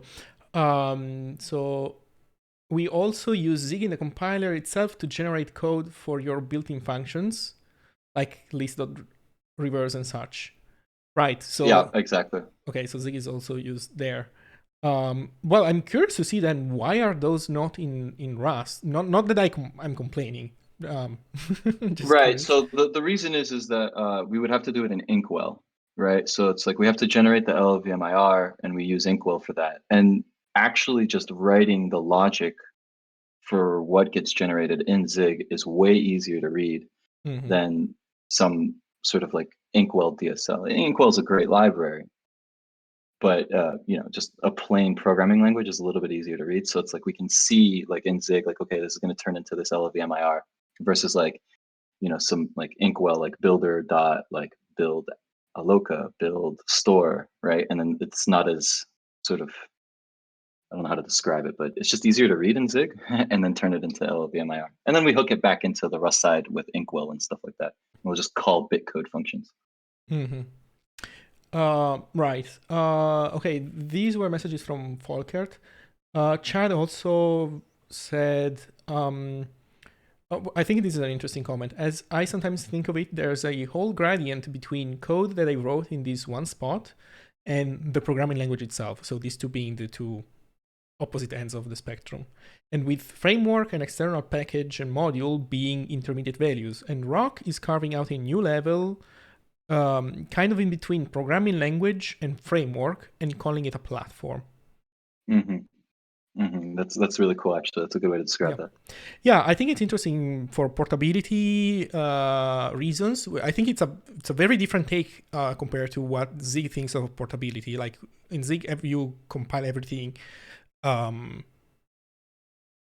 Well, no, I guess it's the same because everything is compiled also in Rock. So okay, that's cool. That's a very different take. Like the end result, I guess it's the same. It's a native binary, but it's a very different approach to this kind of stuff. Cool.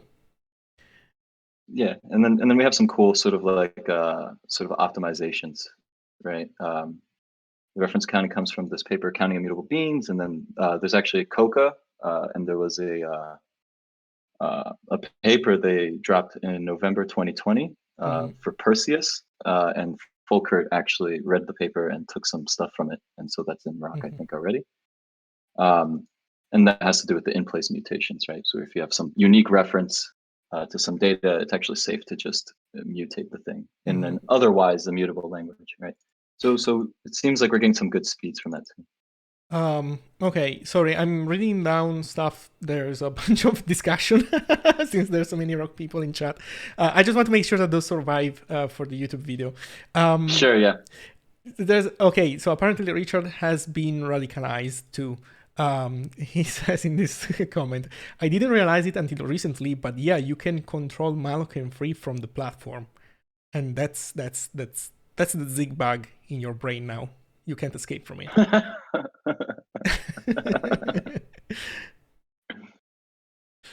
Maintain it in Zig. Yeah.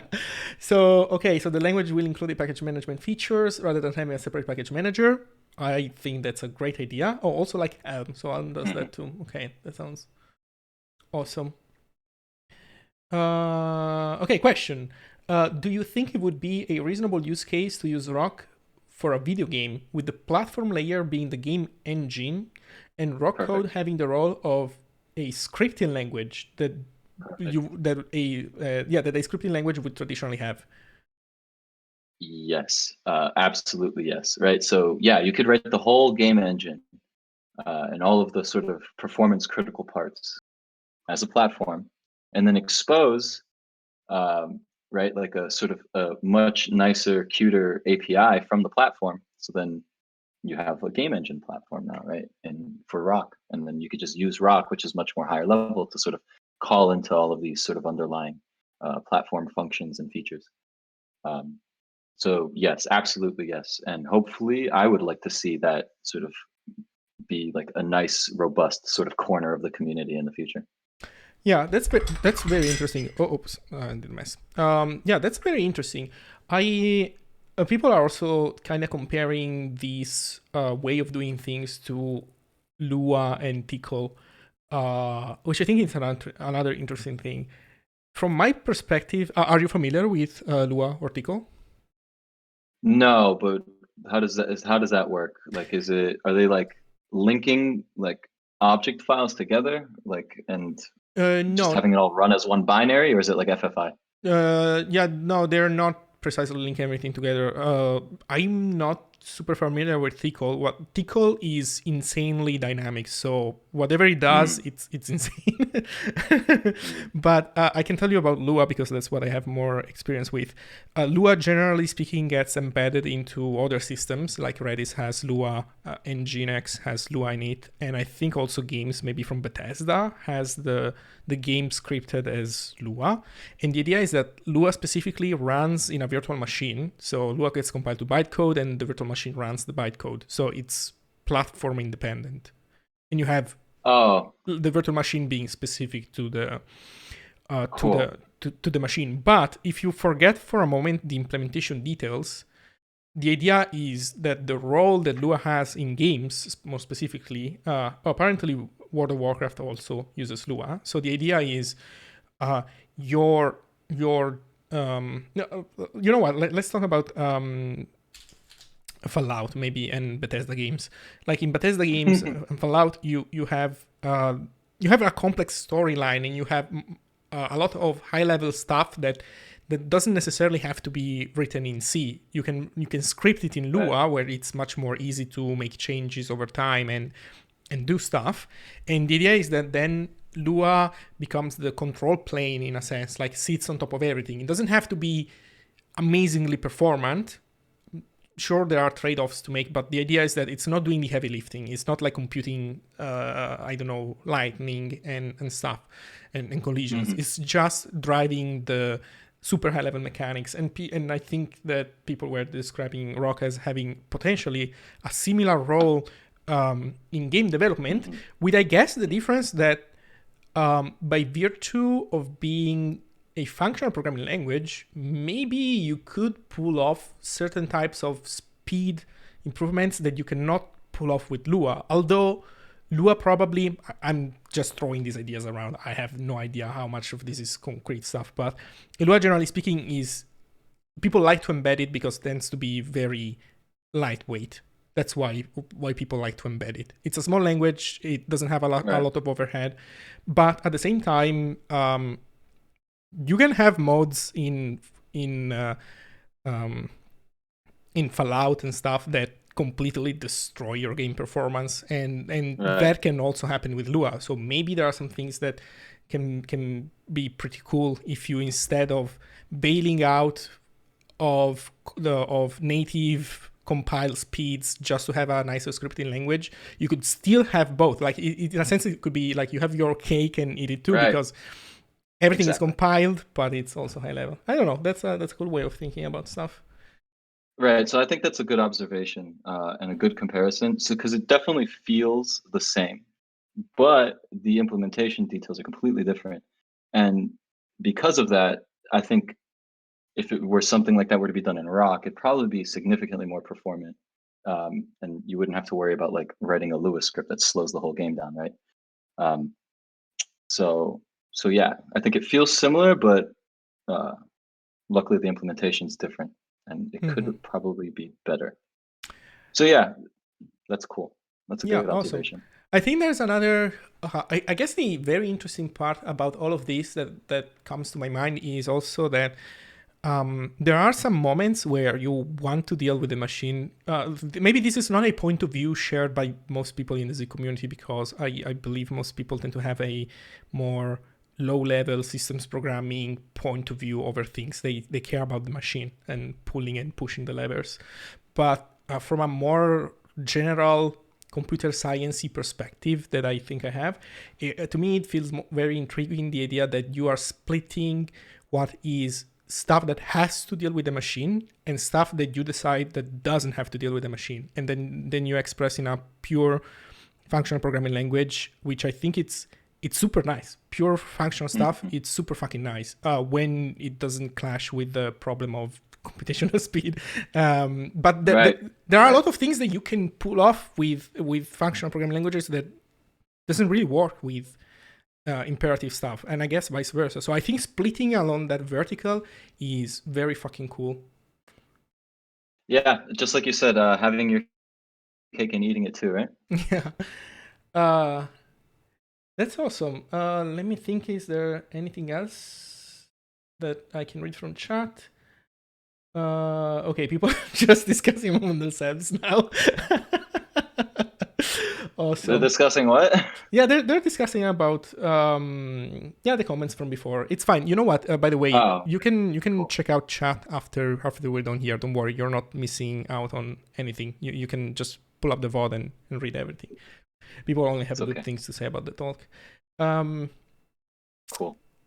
The thing that I would say in conclusion is that I lied. I think I know what monads are. And honestly, sometimes it happened to me that I wanted to have something like this, but the language never had carrying. And without carrying, in my opinion, what's the point then? And fuck it, I approve it. Let's get rid of monads. Cool. I'm glad we have your seal of approval. To be fair, I haven't written much Haskell code. Very little. I'm a Lisp guy when it comes to functional-ish stuff. Most of my functional experience is actually with Elixir. Sorry, go ahead. No, nice. And I think we have a nice integration story there too with Elixir. Have you checked out Ziegler? Oh, yes. Lovely project. So that's cool too. Lucas, if you have anything else, I guess that's the time. And maybe you can tell people where to reach you, or I don't know if you want to make friends, or you tell me what you want to say. And after that, I think we're gonna call it. Cool. Yeah. So I mean, I'm always in the Zig Showtime Discord, and then in the regular Zig Discord. I'm also in the embedded one, but I'm not so useful there. And then if people go back and watch this later, I had one of the early slides has my Twitter, website, email. If you want to email me about stuff to work on, I'm always down. I just left my day job to focus on my own company and rock full time. So wait, so Rock is used in production?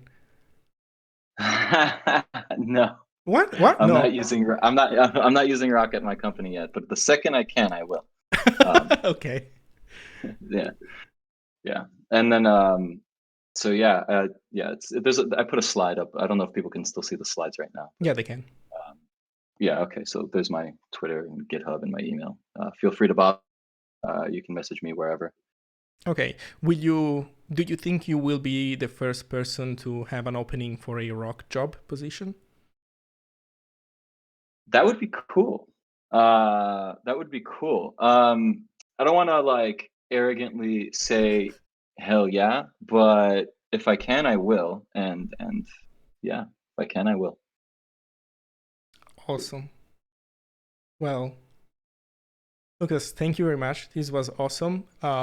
Also, people, feel free, if you have any extra comments about any of these talks, the Zig Discords and the RC channel definitely are places where you can go chat more about this. But there's also the Zig forum, and it's zigforum.org. And if you go there, there's a section dedicated to the Zig Showtime, and I create a new thread for each episode. And I guess that's a better place than YouTube comments where to entertain a discussion. Let's just put it that way. Much better place. So thank you very much again, Lucas. And I guess see you soon, maybe with another Rock Talk. What do you think? Oh yeah, whenever. Nice. So everyone, it's been a pleasure. Super long episode. Sorry, that's how the cookie crumbles. See you next time. This is how we